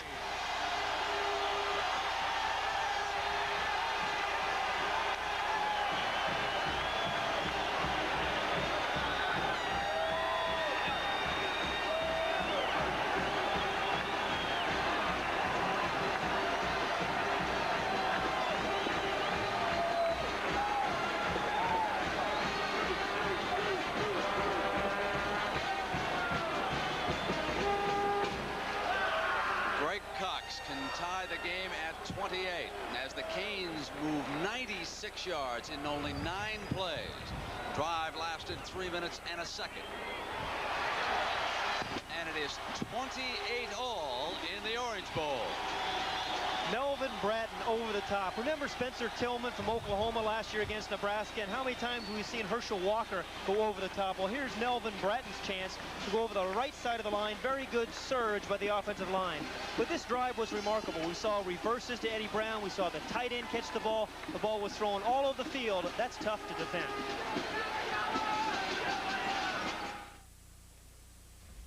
Oh, what Sylvania light bulb. An impressive drive error by the Hurricanes.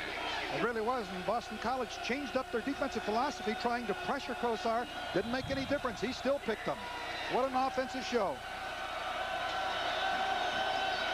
Seelig will kick it off. Tied again in Miami. This one will go out of bounds. And remember, that drive started when J.C.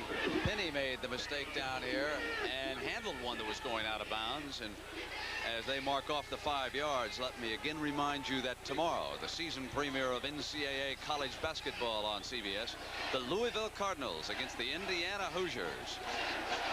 And after that, it is Notre Dame and USC. Are the Irish headed for Hawaii in a bowl game, regardless of what they do tomorrow, or do they have to win that way? It was my understanding when I left South Bend that they had to win the ball game to take the Aloha Bowl bid. And this game is very, very important to them. As I understand it, they're really up because since 1966, Notre Dame has not beaten the Trojans in the Coliseum. Will they take the Rose Bowl bid away from the Trojans if they lose tomorrow? No, but they would have liked to, perhaps, after their performance against UCLA. But they are emotionally ready for the Fighting Irish. Ball is kicked again from the 35, and it is fielded by Taylor. Breaks out to the 33-yard line, and here's Doug Flutie to handle it for the first time in the second half.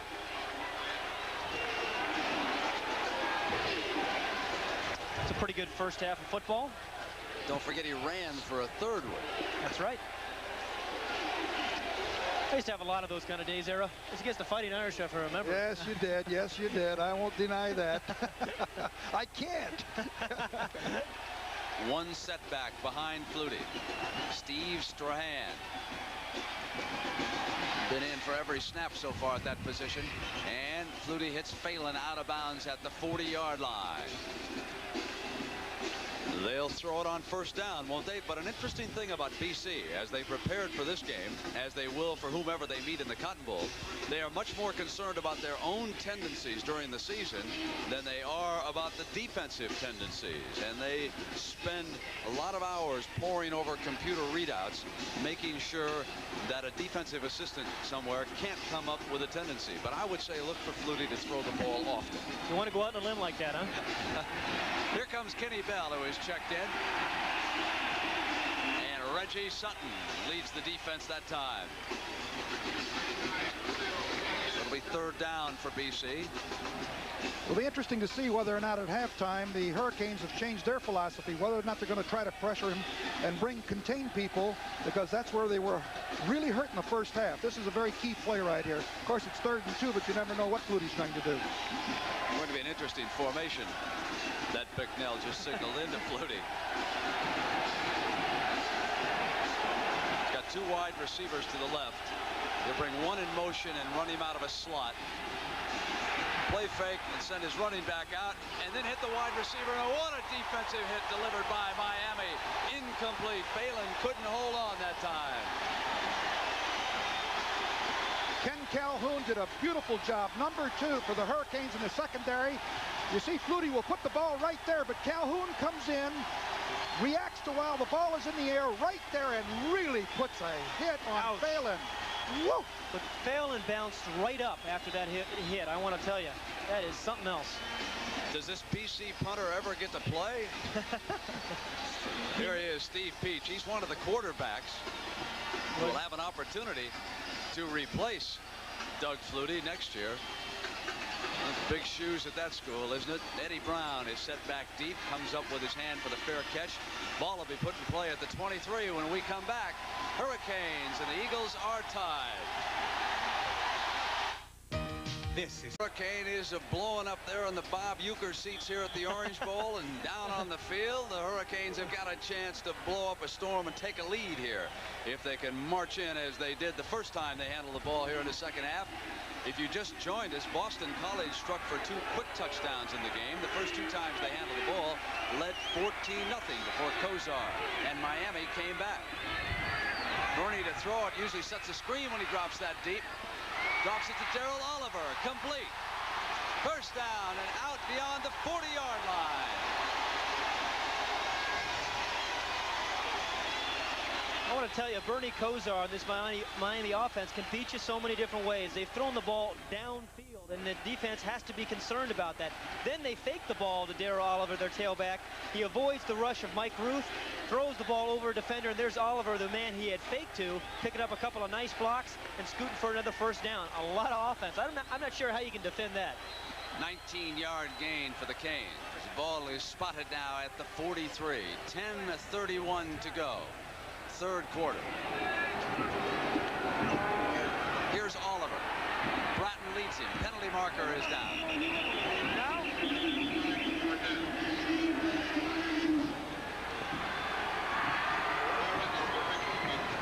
he was stopped for a yard loss, and we'll wait and see what the officials are going to come up here with a penalty. It may be against BC.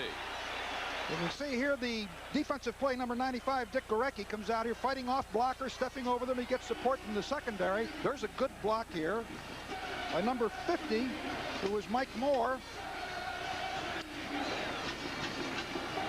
But there's a penalty. That line play. Round up outside.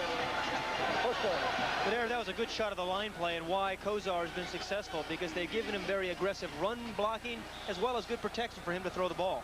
You know, he's had 219 yards of negative yardage during the course of the year, and you would think that they would get to him. But Boston College has not gotten to him one time. As a result of that offside penalty, it is 1st and 5 for the Hurricanes. The ball is at the 47.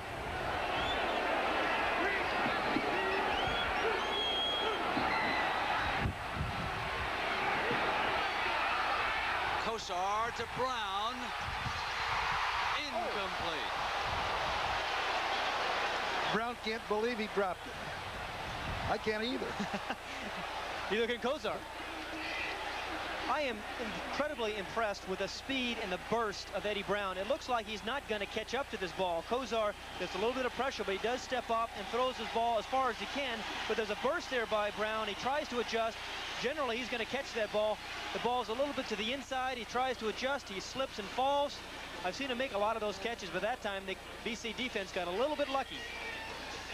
As Kosar released the ball, he clapped his hands. He thought it was a quick 6 for sure that time. Brown moves out to the right side. 2nd and 5. We are even. 28 apiece. Complete to Bratton. First down. Inside the 40. 35. Finally run out of bounds at the 29-yard line by Vincent Munn.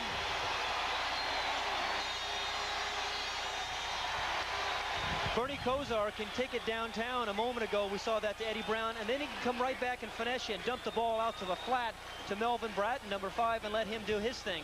And again, that is why they are difficult to defend. You don't know what you should be dropping back in deep zones or coming up and hugging the backs as they come out of the backfield. Well, he's got such great peripheral vision that he always picks out the right open receiver.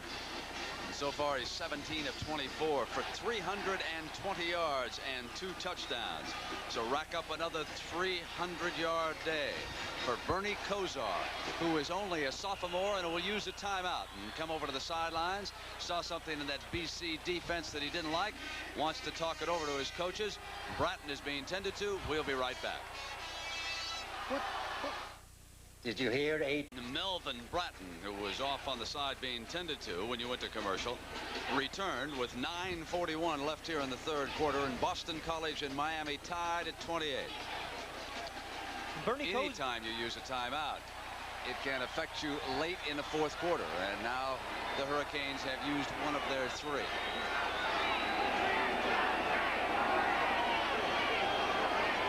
Again, movement on that long count, and the penalty flag comes down. This is the adjustment that Bernie Kosar has made here in the second half. He's going on a lot longer counts, Brent. You were right on that. He's changing his cadence. He is drawing a very aggressive defensive front from BC off sides and getting a lot of cheap 5-yard penalties. And he slows down the pass rush that way also because they can't tee off on the cadence. Offsides, Boston, first down. Some of the subtle things that good quarterbacks do. That's one of them. Change the snap count. Ball is spotted at the 24.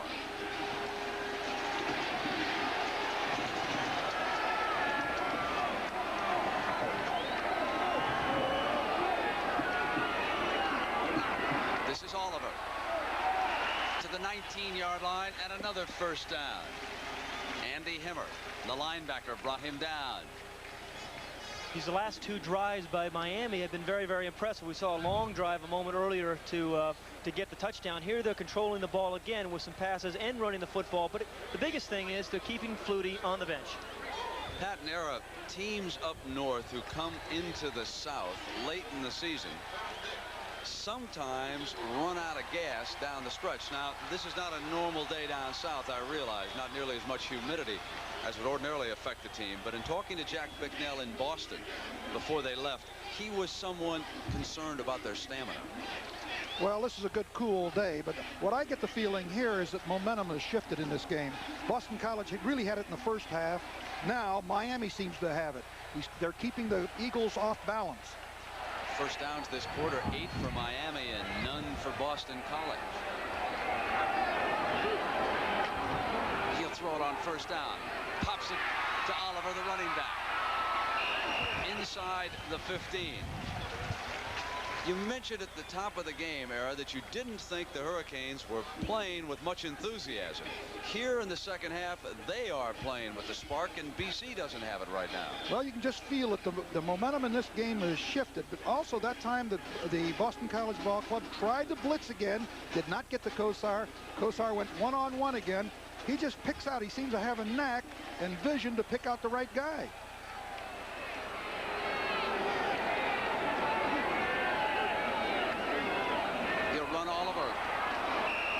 Down hard that time. I wonder if Jimmy Johnson mentioned anything at halftime about the Maryland second half as well. Perhaps that was one reason they went and discussed that. And they came out with a lot more emotion here in the second half, like you mentioned. Very good point, Pat, because they were devastated here a couple of weeks ago after leading 31-0, you know, and that can really hurt. And they seemed to be flat when they first started, but they've picked up and they've got everything going their way right now. But you can't count Boston College out of this ball game. But in this quarter, Boston College has gained only 7 yards to Miami's 129. Third and less than 5, and on the delay, it's Bratton for the first down to the 5-yard line. I have enjoyed the play selection of both of these coaches all day. 3rd and 5, that's a passing down for Bernie Kosar, right? Well, you're wrong if he gets that, and that's what Boston College guessed. A little draw play to Melvin Bratton, who has the strength to break a tackle or two and pick up a first down. But tremendous play selection by both teams.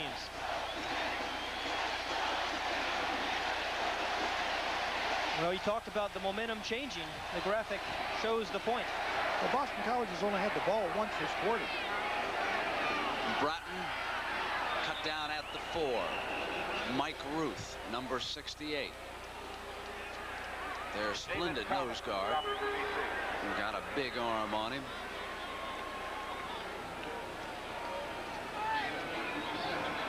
Now it'll be 2nd and goal. 7-9 left in the 3rd quarter here in the Orange Bowl. Brent, you're probably seeing the best Hurricane defense right now. with Kosar and company on the field. Flutie on the bench, you're right. I knew you'd find a way in the second half. Yeah, but he's got to stop Kosar too, doesn't he? Bratton off the pitch behind Oliver, and that time he tried to go in the air and he was just pulled down. And again, Ruth is over there helping out on the defense. Big number 68. What a nose guard he is. If you see the size of his arms, Brent, they're huge.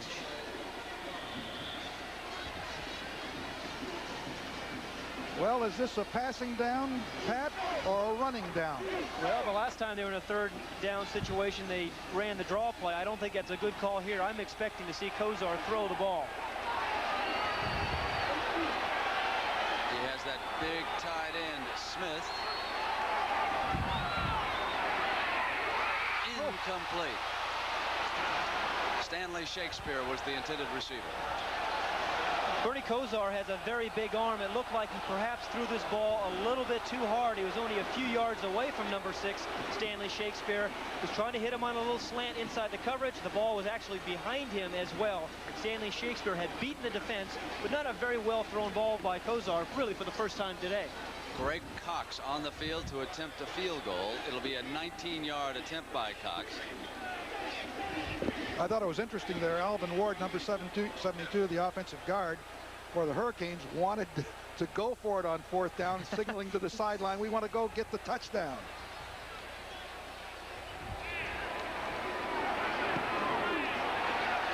Kick is up, and the Hurricanes have taken the lead for the first time this afternoon, 31-28. We'll come back with Doug Flutie and Boston College about ready to go to work.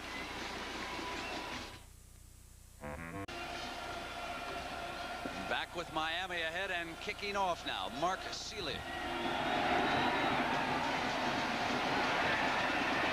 Kicks it into the end zone where it's caught by Taylor. He'll down it there on the touchback. It'll come out at the 20-yard line. Pat Hayden, I guess Doug Flutie just hasn't had a chance here in the second half. He's only had 3 plays here in the second half. Only had the ball for a minute, and he's been sitting on the sideline now. It's a little bit cold out here, but again, I expect to see Doug Flutie to get himself back into the rhythm of the football game.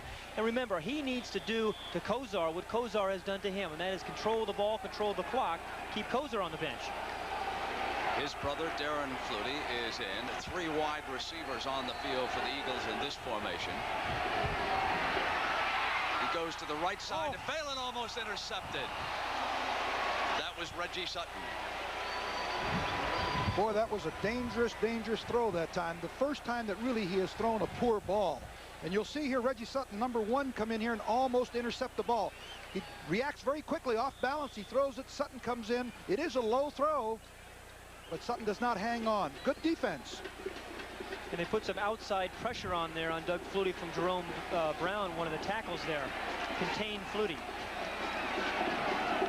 Sean Dombrowski has checked in. They'll run the draw play with Strahan. He gets out beyond the 20-yard line. Jerome Brown made the stop for the Hurricanes. Well, you can see what has happened in the second half. Momentum has shifted. They've done a great job. Of course, Flutie has only had, this is his second opportunity of possession.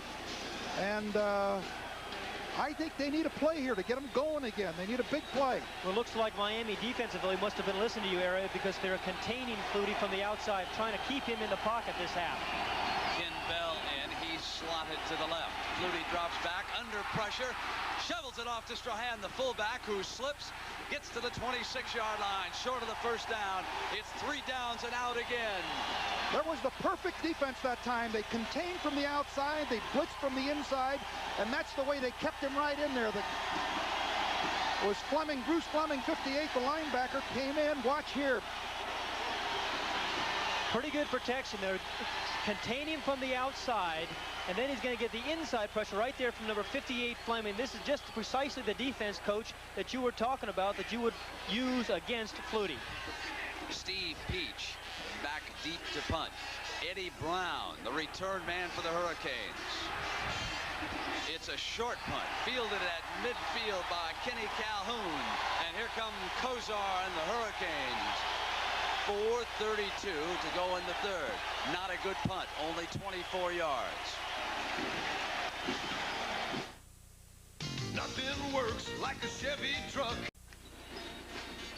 As sophomores, Bernie Kozar has now moved to the head of that class, and that includes some sensational players. He has already broken the Miami career record as a sophomore, beating Jim Kelly, of course, who had a lot more playing time down here, although Kelly was injured in his senior season here with the Hurricanes, as I remember. He has gone on to greater glory in the USFL, of course, with Houston. Ball at midfield. Miami leading Boston College 31-28. Williams has checked into the backfield. Kozar to throw on first down. Look to the left. Comes back to the right side on the move. Intercepted. Intended for Stanley Shakespeare. And Todd Russell was over there helping out.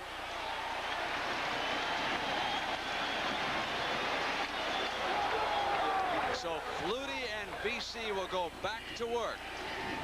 Bernie Kozar gives you his Doug Flutie impersonation as he's going to try to avoid the rush. BC is trying to put a little bit more pressure on him. He steps to the outside, and then he makes a kind of a poor decision because the ball, he couldn't get any zip on the ball, and there's Todd Russell, number 45. Now watch him lateral it here to Thurman. Well, one more look. 45, Todd Russell takes the hit. A little impromptu play. He's got a little Doug Flutie in him, too, as he hands off to Thurman. First down, ball at the 30-yard line. Flutie will throw it under pressure. Complete to his back. Number 23 coming out of the backfield, Troy Stratford. And he gets to the 40-yard line, where it'll be very close to a first down for the Eagles. Very, very tough pass to cover because they fake the tailback action, and the tailback goes underneath the zoning linebackers, which is dropped deep to help out on the secondary people, and they just dump that ball off. We saw a week ago Keith Byers of Ohio State catch a number of passes the same way. You don't see Kozar make too many throws like that. He's a very bright guy, very careful with the football. Boston College got the first down, and that is their first down of this half with 4:04 to go in the third quarter. They trail it 31-28. Martin will go out to the left. Ken Bell is in at tailback. He is on the right wing. Now they show double wing. Gieselman cuts back, motion man. Flutie straight back, wants Gieselman, who's got the ball, battles his way to the 45-yard line. Another first down, and the Eagles suddenly are on the move. A 14-yard gain. Again, the difference in offensive philosophies. There's number 83 who's going in motion. He's going to be the man who catches the ball. That's Gieselman. Again, Boston College uses different formation, uses people in motion, and then Doug Flutie drops back and finds the open man. I believe I was told that Gieselman's father is the president of the Boston Stock Exchange, and a lot of his relatives have gone to Harvard and the Ivy League schools. Came time for him to choose. He said, I want to play big-time football. I'm going to Boston College. And he has helped lead this school right to the forefront. College football powers, especially in the East. Strahan bangs straight ahead down to the 40-yard line. A gain of 4 yards. It looks like the momentum now has swung back to BC after the turnover by Miami. The interception by Kozar. Finally, we're seeing a little bit more of Doug Flutie here in the second half. He's got the ball down to the 40, and this is why coaches absolutely detest turnovers. It just drives you crazy because momentum can shift, all kinds of things can happen, and here we see the Eagles again. Stratford the tailback. They fake to him. They throw downfield, complete. Inside the 20-yard line that time. As Doug Flutie is now 25 of 34, and he's thrown for almost 300 yards. He hit Phelan, his favorite target. Watch the coverage here. The toughest thing in the world is to stop a pass like this because Flutie gets the ball there so rapidly. Now he gets right into the seam right there, and the ball is bang right there. I can't believe how quick Flutie gets the ball there. And you see they're inside the 20-yard line. Mr. Excitement brings him up, Era. Ball at the 19. Martin in motion on the right. Drops it off. Stratford. Brought down at the 16-yard line by Bruce Fleming, a linebacker who's played very well for Jimmy Johnson this afternoon. Again, here is where Flutie has been so tough down on teams. Most teams have difficulty scoring when they get inside the 20-yard line because the field is compressed. Doug Flutie does not face that problem because he can get the ball to so many different receivers. He also has the added ability of being able to run. We saw him run the ball in the first half for a touchdown. Two tight ends now.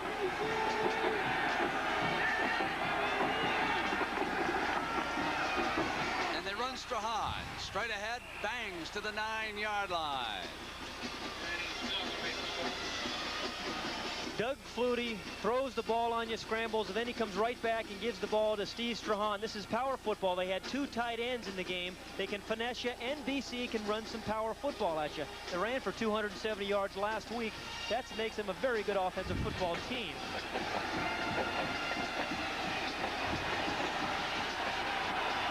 Boston College is an even 500 on third downs. They're 4 of 8 coming up to their 9th. And now they move ahead of it with that first down. Bang to the 6-yard line with Strahan. Strahan has been their short yardage man right there. That's the 13th time they've run him in 3rd and 1 situations, and he's made 12 of those. So he is a very, very powerful back for BC, and important to have that short yardage runner in any offense. And that's what Miami misses in Highsmith. They hadn't shown that formation very much earlier in this ball game, where they go 2 tight ends and 2 wideouts, puts pressure on the defense again. They're a multiple offensive football team.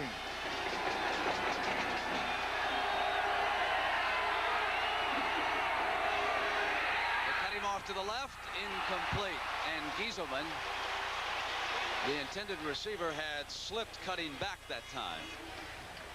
If Doug Flutie didn't have a quick release, he would have been sacked here. He's trying a little bootleg action. This time he did not fool the Miami defense. He's run this play a couple of times with some success, but he sees an open receiver, Gieselman, number 83, and a quick release here, and the way he falls back, he doesn't take the hit, and he doesn't take the sack, and that's an important play for Doug Flutie.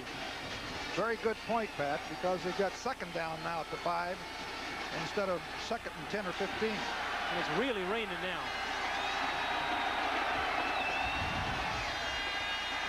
Flutie sprints to the left. Now he's going to come back. Now he's going to go back to the left. Throws it out of bounds. They're calling it. That should have been. Miami complaining about intentional grounding on that play. That should have been a grounding call. The official said the ball was tipped, though. And if the ball is tipped, there looked to be no receiver in the area, but the official said the ball was tipped, thus it wasn't intentional grounding. But you can see what happens when the contain stays there. They kept driving him back farther and farther and farther. Even though they didn't get him, he had a longer throw to make. The timing was off. And that's what they have to do.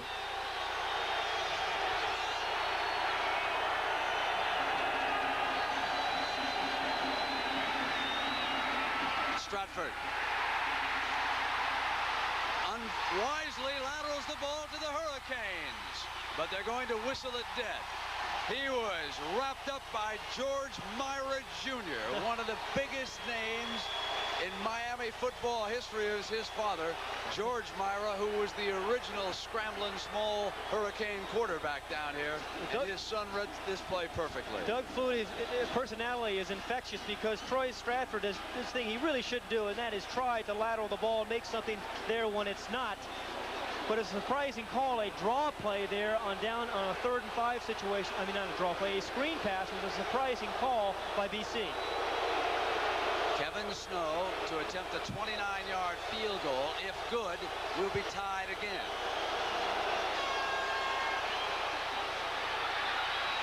It's good. 5 seconds to go in the 3rd quarter. And it is Boston College 31, Miami 31. Brett, I thought the basketball game was tomorrow. Let's go back on that play call, Era, that point that Pat made. What'd you think about that? Well, he tried to get a screen out there. It was a very, very tough call, but with his ability, and I'm talking about Flutie's, I'd get people in the end zone because he can get the ball there so quickly. And if not, then go ahead and take the 3 points. Right, a screen call down there. There's nowhere for the defense to drop, though. That's why I was questioning the call. The really screen call, you use it in a zone defense. When the defense drops back deep, you dump it off to a back and let him run. But down in the 10-yard line, that's a tough part of the field to run it. Well, let me remind everybody that the weekend continues tomorrow, of course. Notre Dame, USC, college basketball. Then on Sunday, the NFL today, 12:30 Eastern time. We're going to take a look at those Gold Dust twins, 49er Gold Dust twins, if you will. Wendell Tyler and Roger Craig. And they are the men who have given Joe Montana a very lethal running attack. Then our doubleheader. The key first game is Philadelphia-St. Louis. The doubleheader games are the 49ers, New Orleans, and the Chicago Bears against the Minnesota Vikings. Jimmy Johnson and the Hurricanes now will run out the clock here in the third quarter, and then they will get possession to start the fourth. And this has been a wild and woolly one. This one's tough on coaches' stomachs, if you will. And tough on defensive backs. I'm not sure I'd want to be one of those. And also consider the fact that all these things have happened with the conditions as they are. The wind is blowing, the rain is coming down, they're throwing around like it's a dry field. Watch out! Oliver breaks free. And that's the end of the quarter. And we'll return to Miami for the final quarter after this commercial break and a word from your local stations. The fourth quarter about to begin in the Orange Bowl. I'm Brent Musburger, along with Pat Hayden and Ara Parseghian. And you are watching one of the more entertaining college football games of the year. With the rain coming down in the Orange Bowl, the Hurricanes of Miami and the Eagles of Boston College are tied at 31 apiece. Bernie Kosar, the sensational sophomore, now trying to bring the Hurricanes on. And right away he goes to Warren Williams, number 24, who bolts out to the 30-yard line. And Pat Hayden, what about the strategy now that will unfold here in the fourth? Well, I think this BC defense has to be careful of not giving Bernie Kosar a cheap touchdown. We saw Eddie Brown, number 40, their excellent wide receiver, get behind them earlier in the game. Force Kosar to go this distance, no easy touchdowns, and get Doug Flutie the ball back, put it in his hands. Williams and Bratton are the running backs behind Kosar. This is Bratton on the sweep to the right. Inside the 40, almost to the 45-yard line for a first down for Miami. Doug Flutie awaits his turn. I think they expected Kosar to go back and throw, and here's the second run. Watch Bratton come off tackle, gets beautiful blocking right here. The wide out comes in. I think that was Brown, wasn't it, that came in, number 40? Made a good block, and Bratton comes up with good yardage. Well, that's impressive when you see Eddie Brown come down and make a block like that, because 5-yard runs become 20 and 30-yard runs when you get a downfield block. 15 more yards for Bratton gives him 66 for the game. Bratton flares to the left. Kosar under pressure. Try to hit Bratton, who ad-libbed, incomplete, dropped the ball. Mike Ruth was putting pressure on Kosar and running him down in that situation. Look at that middle guard as you see the pass distribution of Kosar. Well, again, we've talked so much about this, but that's why we're seeing a 31-31 ball game, because you can't really say, hey, I'm going to stop a wideout or I'm going to stop a running back, because the minute you try to double up on someone, Bernie Kosar finds the other open receiver. And rolling to the left, he really made an excellent throw. He put it right there. The yardage today, and neither quarterback has been sacked. They're so good at escaping trouble. The frustration of Ruth that time as he tried to run Bernie into the ground. Here on 2nd and 10, Kosar to put that time, they got him. The first sack of the game. John Bosa. He had Brown open. I was watching downfield here, and just as he was getting ready to throw, the first sack of the day on Kosar. Well, here's a situation where BC wants to get the ball back in Doug Flutie's hands, and here they're going to come after Bernie Kosar for the first time today. The protection breaks down a little bit. Kosar, it was good coverage. Kosar had to hold on the ball an awful long time. Bozar was there to make the sack. 3rd and 21. They worked a stunt that time. They got that big middle guard, Ruth, working a trick over there on the outside. And the left side of the Hurricane offensive line could not handle the two big men. Kosar needs 21 yards for the first down. Sends it to his tight end. He's got him. Smith for the first down. Inside the 45-yard line. What a clutch play. This is unbelievable. Really unbelievable. Mike Smith, the tight end, he caught 12 passes in last week's game. It is a 3rd and a 21 situation. The last person you're thinking about is getting the first down is your tight end, who you don't think tight ends have that kind of speed. Well, Willie Smith does. And again, a beautiful throw, because there was pretty good coverage there by the BC defense. Willie Smith is the tight end. They're playing loose on a 3rd and 21 situation. In the middle of the screen comes Smith, the tight end. Boom. There it is for just, he got what, 22, 23 yards, picked up the first down. Ball at the BC 44-yard line. 12:32 left in the game. Kosar throws back. Intercepted, I believe. Yes, it was. Hold on. Romanowski dove for the ball and came up with it for Boston College. Here's a second interception. We've seen Bernie Kosar throw here in the second half, but there's been pretty good coverage here by the BC secondary. He tries to drill the ball in, and there's Romanowski, number 53, who made a nice catch in front of Eddie Brown. The turnovers, Era, you said the turnover could be the difference. And, you know, the thing that impressed me about the BC defense that time is they could have been discouraged after that 3rd and about 20. They came right back with an interception. Now Flutie and the Eagles go back to work. The ball is on their own 33-yard line. Strahan running. Has an alley on the left side. Gets across the 40-yard line. Reggie Sutton over there helps get him out of bounds for the Hurricanes. We talked about Bernie Kosar's pass distribution a moment ago. Let's take a look at Doug Flutie again. 12 to the running backs, the wideouts. He hasn't hit the tight end as much as he has in the past. The tight end position has had 42 receptions coming in to today's ball game. If you're Miami's defense, you're going to be more concerned about the outside receivers. Force Flutie to get the ball to his tight end. Ken Bell checks in at tailback. Fake to him. Flutie goes downfield to Phelan, who's wide open. Inside the 20, the 15, down to the 7-yard line before Reggie Sutton finally rolled him to the ground. A 51-yard pass play as the Magic Man Doug Flutie has done it again, and Jack Bicknell is right back with the next formation. You called him the Crown Prince at the top of the show. Right there down the bottom of the screen, number 20, Gerard Phelan. A little bit of room given by number 1. Great move there by Phelan as he faked the post pattern, ran to the out. Reggie Sutton, number 1, doesn't really do a very good job of recovering.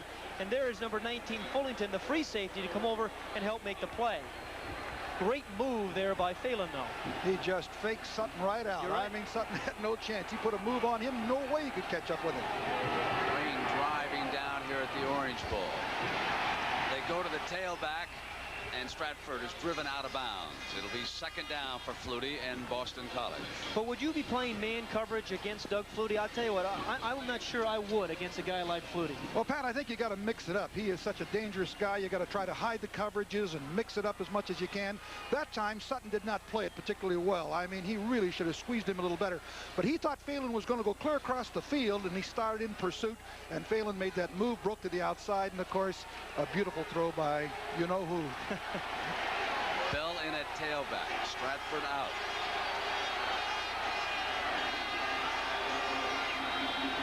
This is Bell. Slants to the right and runs for the corner. Inside the 5 to the 4-yard line. And Darrell Fellington rides him down. It'll be 3rd and goal for the Eagles and Flutie.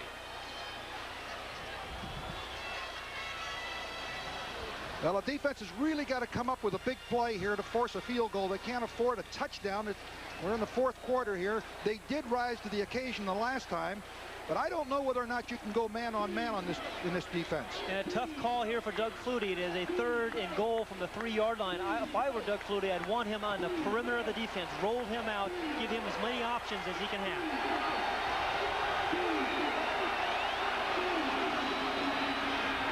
Off to the tailback, who is stopped short, and the Eagles are apparently going to have to settle for another field goal, and it was George Myra Jr. with another big defensive play. I want to tell you, though, that is a surprising call for me by BC on 3rd and 3. I'll tell you, I'm pleased that they, defensively, the Hurricanes ought to be pleased that Flutie didn't have the ball to throw. They were able to stop this run. He tried to weave it back to the inside off the tailback action, but I'll tell you this, they'd have been nervous if Flutie had the ball with all the time and his ability to throw. I think I would have thrown that football. Kevin Snow to attempt the 19-yard field goal that would put BC ahead of Miami. It's good. With 9 minutes and 46 seconds, Doug Flutie and Boston College lead Bernie Kosar in Miami 34-31. We'll be right back. When San Francisco won the Super Bowl, they did it on Joe Montana's arm. This year, they have the running of Wendell Tyler and Roger Craig, the 49ers Gold Coast twins. I'll have that story Sunday on the NFL Today. 9:46 left here in the BC-Miami game. How about that third down call? Let's go back again. And Pat, you were surprised. Arrow, what about you? Same way, I was surprised. If I was the Hurricanes, I would be pleased with that. Look at that Myra come in there and smother him. BC kicks it off now. J.C. Penney. 15, 20, 25. Out of bounds at the 29-yard line. It'll be 1st and 10 for Bernie Kosar and the Hurricanes. Psychologically now here, Brent, Bernie Kosar's come back from the last 2 possessions and thrown interceptions. Now, when you're a quarterback, that affects your psyche. He was a very confident quarterback earlier in the football game. Interesting to see how he responds to those interceptions. Pat, overall, he's 19 of 30 for 347 yards. Those 2 interceptions and 2 touchdowns. Flutie's at 342 and a pair of touchdowns. And he has not hit one wide out this second half. And he did in the first half for 205 yards. Williams is the tailback. Kosar to put it up on 1st down. For Eddie Brown, who comes up with a great catch at the 48-yard line.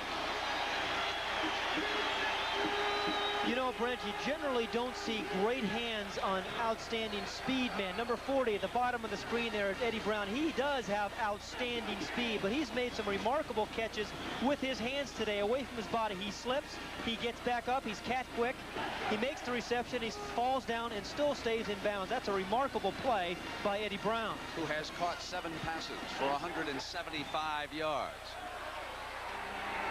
1st and 10 for Kosar and the Hurricanes. Here's Bratton trying to get around the right side, and he's got daylight. Cuts back inside the 30, through the 20, 10.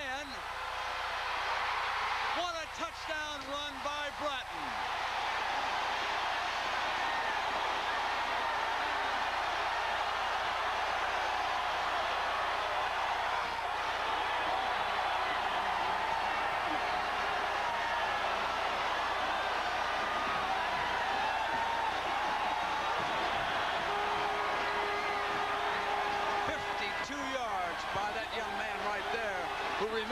Filling in for their best running back, Alonzo Highsmith, who was injured and lost for the remainder of the season. What is so remarkable about that is that he has been the durable back all game long, and he had enough left to go 52 yards for the touchdown, 13 carries, 118 yards, and 3 touchdowns on the day.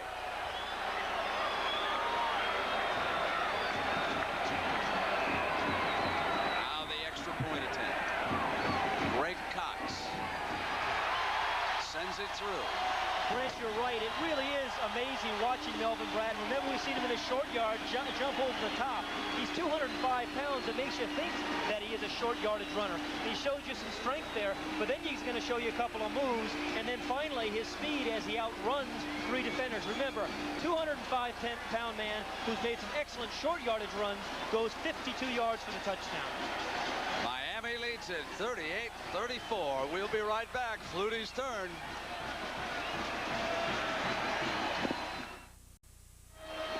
It can't get any better than this, can it? 9:03 to go.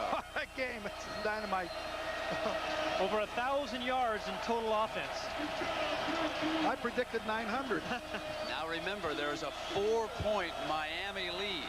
So Boston College has to be thinking touchdown and not necessarily field goal at some point. They kick it into the end zone, and Taylor's coming out.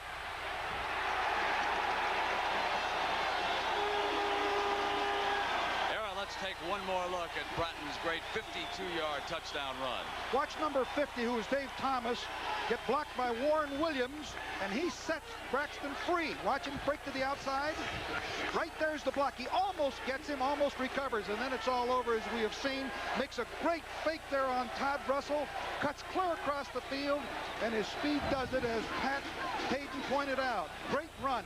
The thing that's surprising to me, and we'll get back to this right after this play, Brent. Rain driving down here, but the fans are not moving. They're just adding another raincoat. Flutie to put it up on 1st down. Penalty marker is down. He'll take off on the scramble. Gets to the 25-yard line. George Myra Jr., who's all over the field, was there on Flutie, but again, there is a penalty marker. Brent, the point that I was going to make is that right after the is during our research, the Miami offensive coaches were not too concerned about the loss of Alonzo Highsmith. And we thought, well, wait a minute, you know, you 1,000-yard rusher. Yeah, and all of a sudden now we all understand why. Bratton has filled in very well, don't you think? He has indeed. Melvin Bratton of the Miami Hurricanes.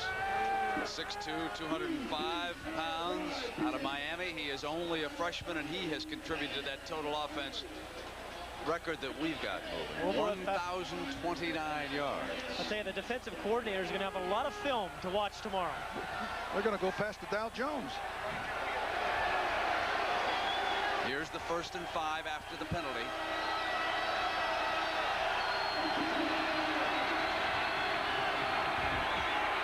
Flutie with time. Throws it complete to Phelan. Out to the 40-yard line for a first down. But you see here, Arrow, we talked about there was no inside rush there on Doug Flutie. Yes, they're containing him in the pocket, but they're not going to have putting any inside pressure on Doug Flutie. It allows him to step up into a wide open pocket. Watch him step up. Nobody's there in the middle. Right there. Plenty of room to find Phelan, number 20. They're going to have to contain him from the outside and then put an inside rush on Flutie. Bruce Fleming, number 58, was a little late coming back on that play, and there was too big a seam between the deep defenders and the linebackers. We have an injured player down on the ground for Miami, and we'll come back and update that story for you. Phelan has caught 9 passes for 153 yards.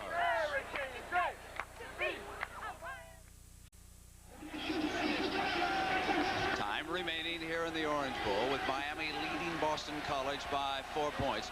Reggie Sutton of Miami was the injured player.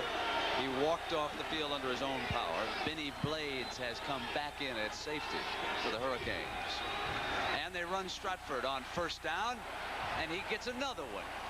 Now remember, the Eagles have not scored a touchdown this half. 2 field goals. And Doug Flutie this afternoon against that Hurricane defense. I'm going to tell you, our statistician, Mike Swanson, has had to work overtime with these 2 guys. You know, if Doug wins the Heisman, let's take a look at Bernie Kosar. He's had an awfully big day as well. A few more passing yards. Did you say if? Yeah, I was going to say when he does. You know, I got a quiz for you guys. Who was the shortest Heisman Trophy winner ever? Pat Sullivan. Wrong. Davey O'Brien. Davey O'Brien. Right. Good question. All right. Ball at the 48. 1st and 10. Flutie in trouble. Scrambles out of it. Gets to the 43-yard line. Kevin Fagan brought him down there. Can you imagine how tired a defensive player is right now for Miami, having to chase Flutie as much as they've had to do here this afternoon? Well, you bring up a very good point, because you do expend more energy on defense. That's why you always hear coaches say they want to keep their defense off the field. Coaches say you expend more energy on defense, particularly when you're rushing a passer. And Flutie has rushed himself 5 times for 45 yards. Rain continuing to drive down here in Miami. And I would say that this field is held up remarkably well. Strahan, the runner, is dumped just inside the 45. It'll be 3rd down right there, and 7 yards to go for Boston College. We have not seen Boston College use as much motion era as they did in the first half. Remember, they had a couple of good motion plays where they brought their tight end Gieselman in motion, hit him a couple of times for some first downs. This era could be one of the more important plays of the afternoon. Right, keep in mind it's a 4-point spread. A field goal will not put them in the lead. Flutie to throw on it. Complete for the first down to Phelan. Inside the 20. Brought down at the 17-yard line. He is amazing.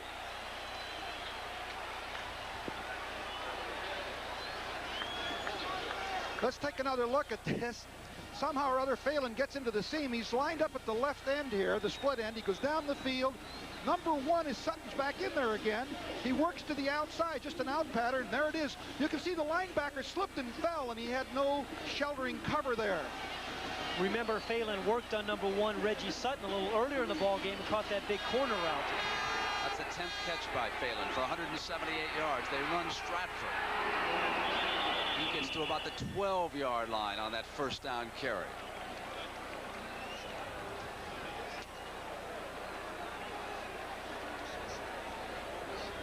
what he has accomplished. Doug Flutie's roommate back at Chestnut Hill, that lovely suburb of Boston, where Boston College sits. Tip O'Neill, a graduate of that school, is here in the Orange Bowl watching the action today. They recently named a library after him there, and some of the students are saying they should have named that Flutie Library. All he has done for Boston College in the last few years. Oh, it's just remarkable what one man has done for a school's football fortunes. Here is 2nd and 5 now for the Eagles. Strahan bangs down to the 10.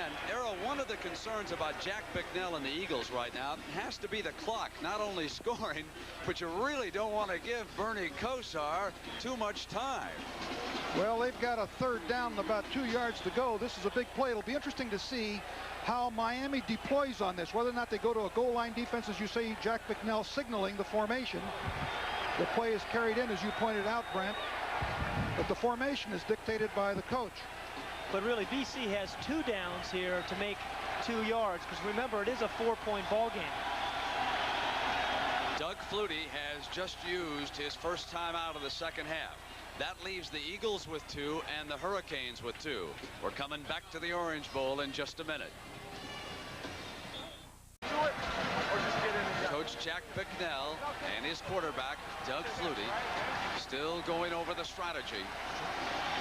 It's 4:36 to go in the game. It is 3rd and 2 for the first down. The ball is at the 10-yard line. I don't know whether I heard Flutie say drag underneath, whether he's going to bring somebody underneath. It seemed like I heard that. Let's see whether or not they come in here with a pass with a drag from one side to the other. Ken Bell is one of his running backs. He moves up to the wing on the right side. Sprints to the right. Has a receiver in front of him. He's got him. Run out of bounds. Inside the 5-yard line. Kenny Calhoun was the defender against Strahan. They used the fullback coming out of the backfield. Tremendous pressure here by Miami. He had 82, Kelvin Martin, wide open for a touchdown, but he was able to outrun the defense, dumped the ball off for Strahan. Watch 82, Kelvin Martin. Now, he was going to be open here for a touchdown, but Flutie is under so much pressure, he had to get the ball to Strahan, and he picked up a 1st down. They have 1st and goal. Flutie is 31 of 42 for 392 yards. Strahan gets close to the goal line. But the only folks signaling touchdown were the Eagles. Nobody in a zebra suit down there threw up his arms. It'll be 2nd and goal after that 1st down pass from Flutie to Strahan.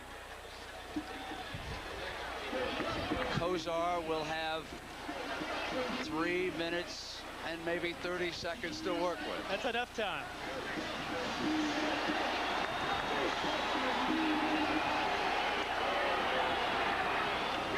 Over the top for the touchdown. Boston College takes the lead.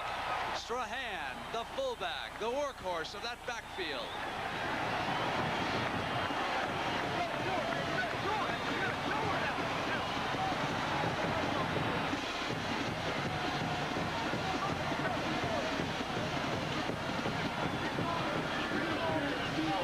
Look at Steve Strahan. He is their short yardage runner. He gets a nice surge from the right-hand side of the line, rolls his shoulders, breaks the plane of the end zone. For the drive was, again, classic Doug Flutie as he came out on that critical 3rd and 3 down.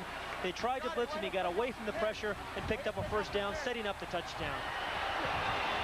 Penalty markers go down. Kevin Snow was getting ready to add the extra point.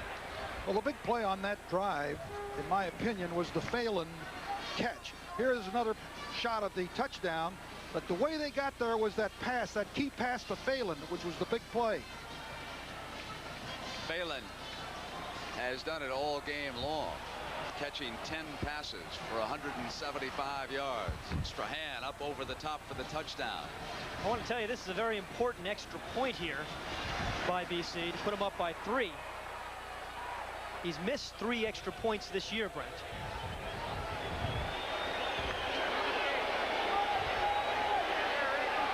Snow is the kicker.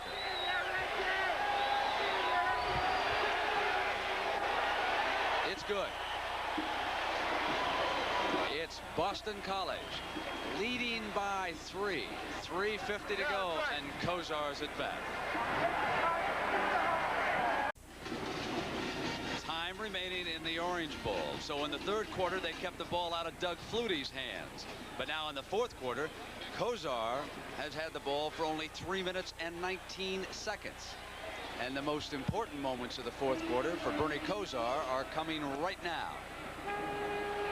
BC with the lead, kicks it off, and J.C. Penney, the return man, comes to the 20-yard line. And a reminder, of course, that our action continues here this weekend on CBS tomorrow. The season premiere, the return of NCAA basketball, Louisville against Indiana, 1 p.m. Eastern time. The road to Lexington's underway. Then that game is followed by the Fighting Irish of Notre Dame against the Trojans of USC. Gary Bender out in Los Angeles will describe that one at 3:30 Eastern time tomorrow on CBS. Darrell Oliver has come back in at running back along with Bratton. Bratton has been the running star here this afternoon. They run the end around, and here's Eddie Brown, and the Eagles were ready that time. David Piera, 41, read the play beautifully, came up and made the hit on Brown. And 2 times earlier, Miami had run that reverse for big yardage. This time, Pereira stayed at home, was disciplined enough there to make the play. You know, as I think about this game, Brent and Era, it reminds me more and more about that Orange Bowl game a year ago, Nebraska versus Miami. You know, this kind of score, this kind of drama. And that resulted in a national championship for Bernie Kosar and the Hurricanes. 2nd and 11. The penalty marker is down.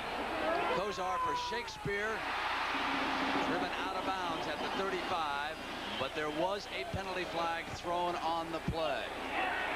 The right tackle of the Hurricanes appeared to lift his right hand just a count or 2 early, and it is going to go against Miami.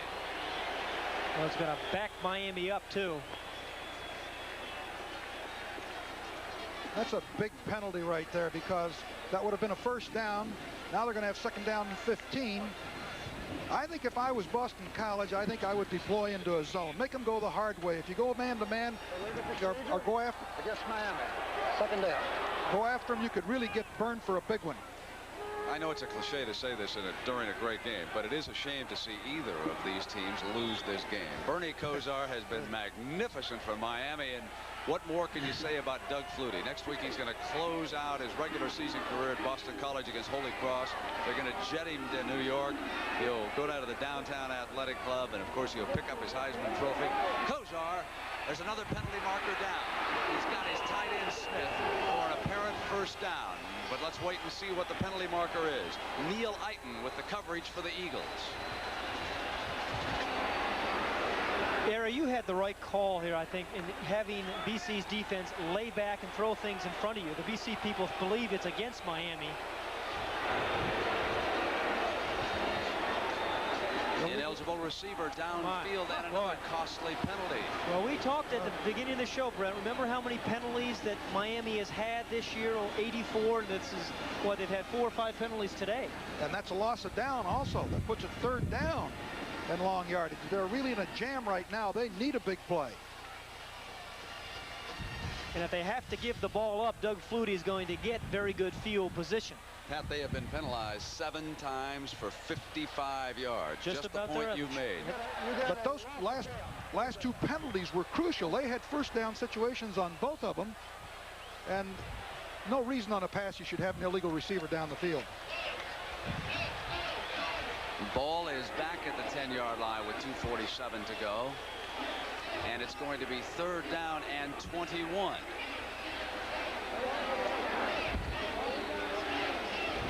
They have faced one previous 3rd and 21 in this game and hit the tight end Smith for 23.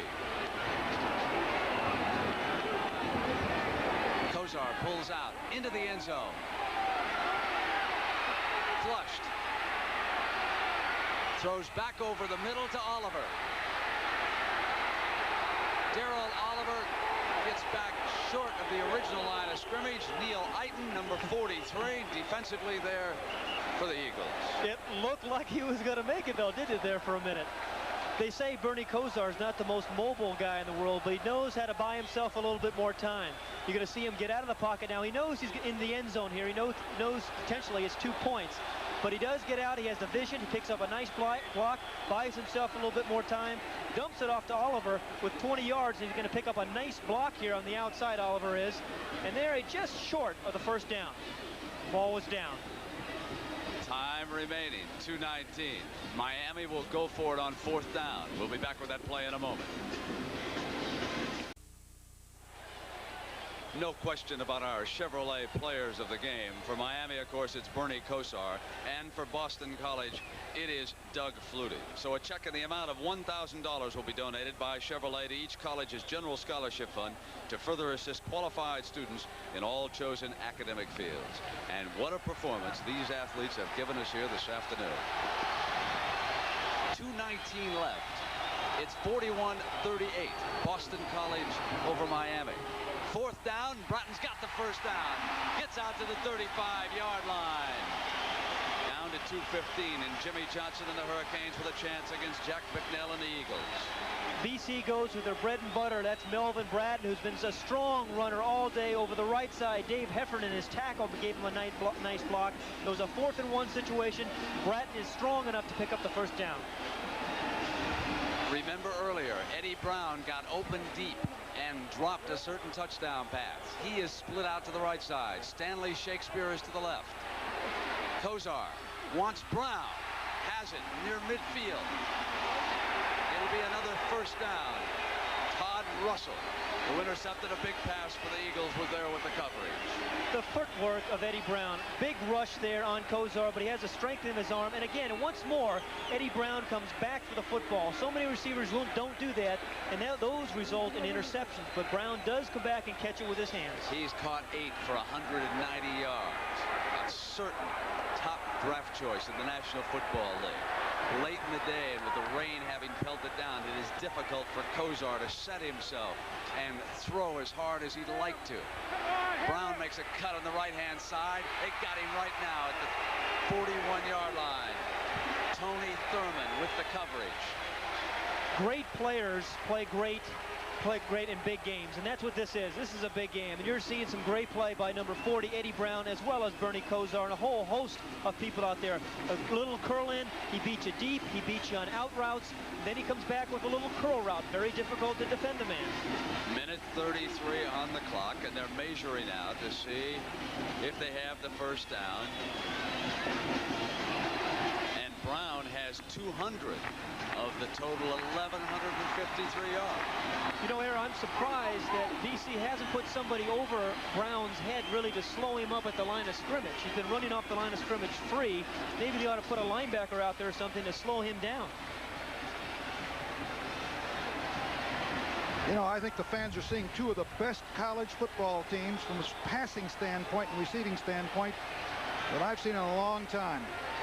Perhaps in the history of the game.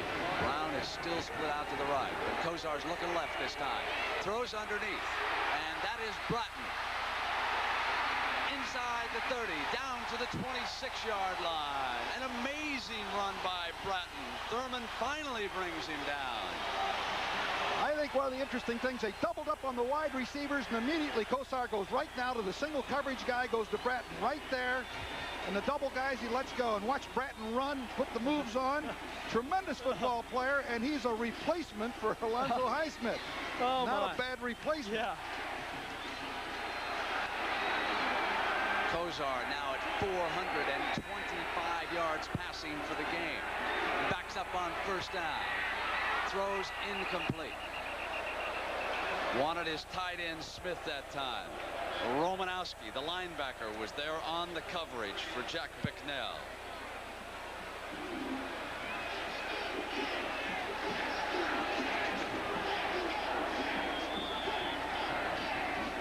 Here in the Orange Bowl, a minute to go in one of the most exciting games of the year, with Boston College leading the Miami Hurricanes 41-38.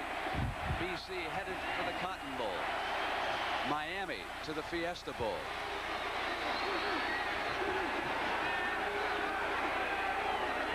2nd and 10. Kosar hit, goes to the end zone, overthrows Stanley Shakespeare.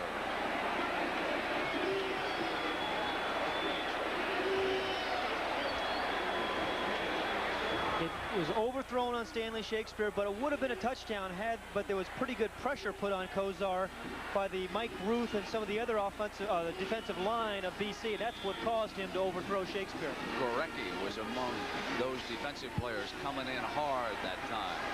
3rd down and 10. Inside of a minute. Ed Brown now goes to Kosar's left. Shakespeare is to the right.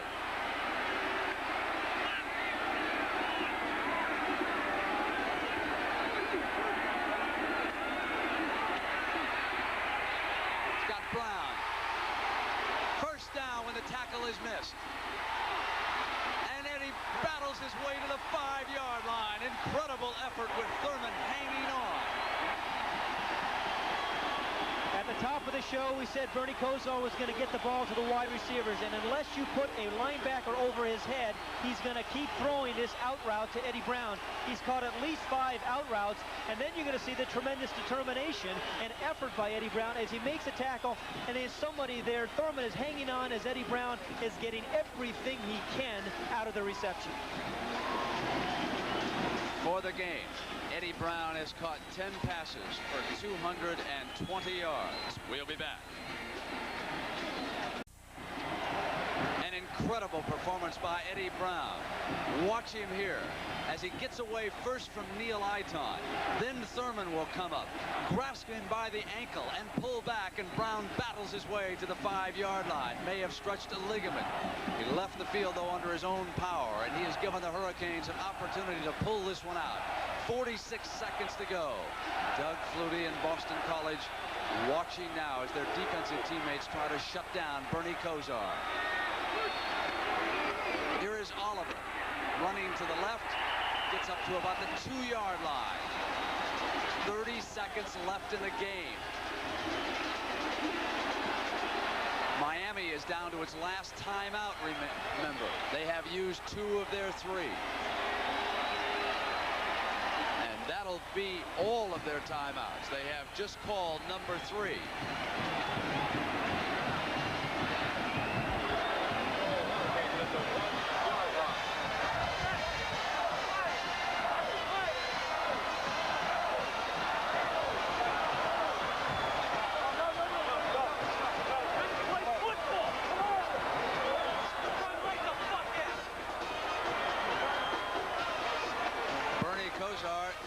I think a rather positive statement about what he wanted to do. I think he wants to run the ball right at them. However, he's got no timeouts remaining in 30 seconds. If he's going to do that, he needs to call 2 plays in the huddle. That's exactly right. And they've got plenty of time to run 2 plays.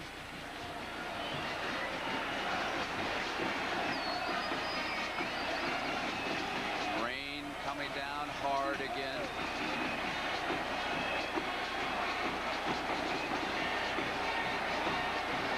Kosar on the afternoon is 25 of 38 for 447 yards. Miami will attack with 3 tight ends. Willie Smith, of course, is the lead one. Bratton and Oliver are set there.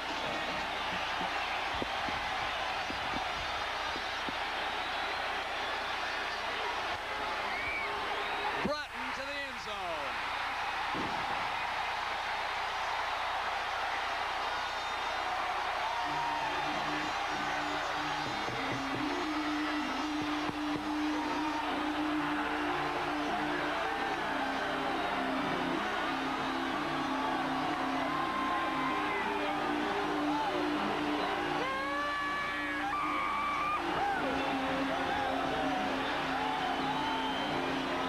Sensational afternoon by Bratton. 16 carries for 134 yards, 4 touchdowns. This one, of course, the most important with 28 seconds on the clock.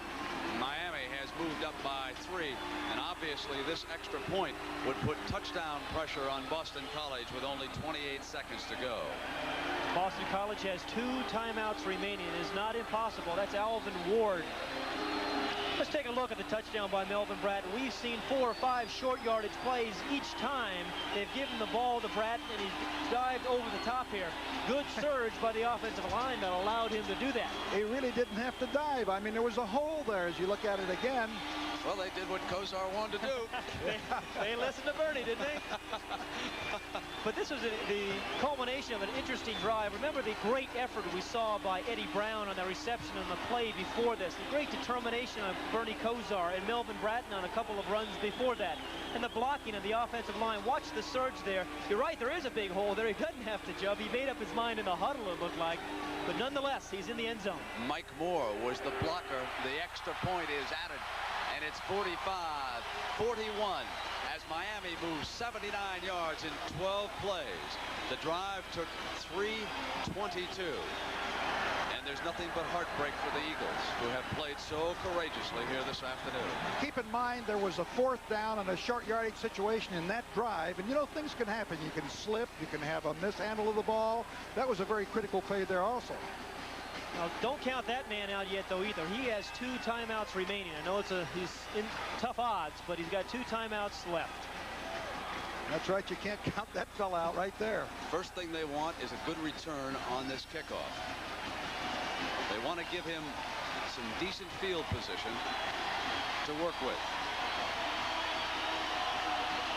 Or don't return it and waste time on the clock.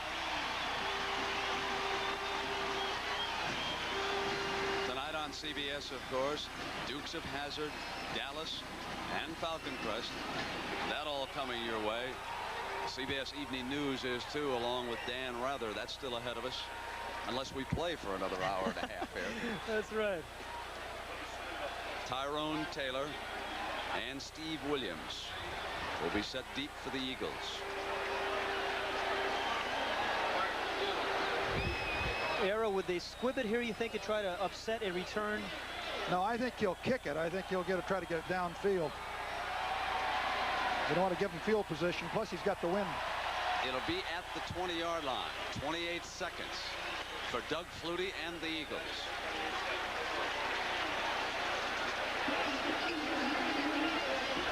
What a game this has been. 1,193 yards of offense. 649 for Miami. 544 for Boston College. Do you like my defense? Nice job. You're the defensive coordinator. You're fired.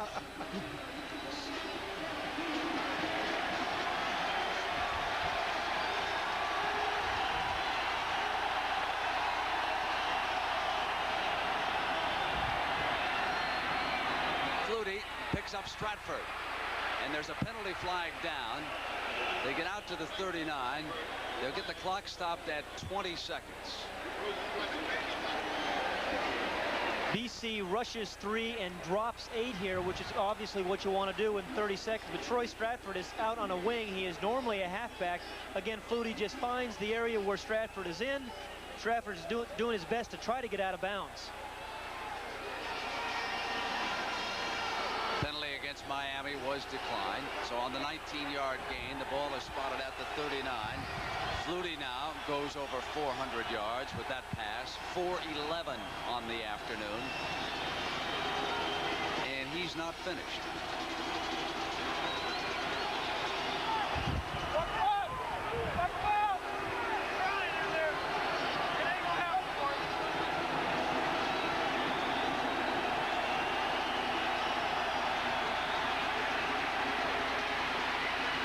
Flutie gets it out of bounds. Gieselman is tied in. Cross midfield. 12 seconds left on the clock after that 13-yard gain. The chains move, of course, for another first down. Boston College has not used either of their 2 timeouts. Remember that the clock stops on a first down in college football. 12 seconds to go. And Doug Flutie is within 48 yards. Got time. Incomplete. Intended for Peter Casparilla. A tight end coming across at the 32-yard line. And now Doug Flutie is down to his last at bat. I really think Flutie's got to throw this ball into the end zone or down around the 5-yard line in hopes of, if they don't get the completion, a possibility of an interference. Game cannot end on a defensive penalty, so they would have another play. So I think he's got to put it up down and deep in the end zone. Maybe a designed scramble to allow him to find some time. Penalty marker is down. Play is stopped. One thing is certain. Those brave folks who sat out here in the Orange Bowl and put up with this terrible weather saw a whale of a football game, and they should give both teams a rousing ovation when this one is over. This is one of the better ones that I've seen.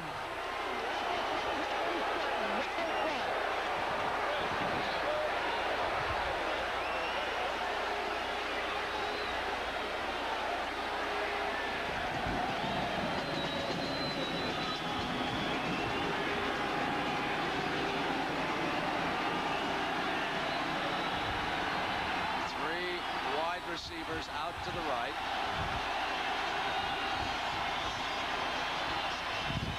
Flutie flushed. Throws it down. Caught by Boston College. I don't believe it. It's a touchdown. The Eagles win it. Unbelievable. I don't believe it. Phelan is at the bottom of that pile. Here comes the Boston College team. He threw it into the end zone. There was no time left on the clock. The ball went between two defensive backs of Miami. Jack Bicknell is the only person over there on the sidelines. He couldn't get the headset off fast enough.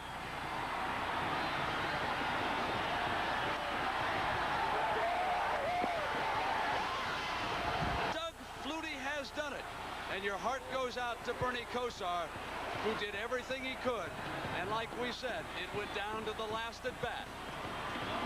And Flutie and Boston College have won it. He's asking where Kosar is. This is one of the most remarkable football games I have ever seen. The last play.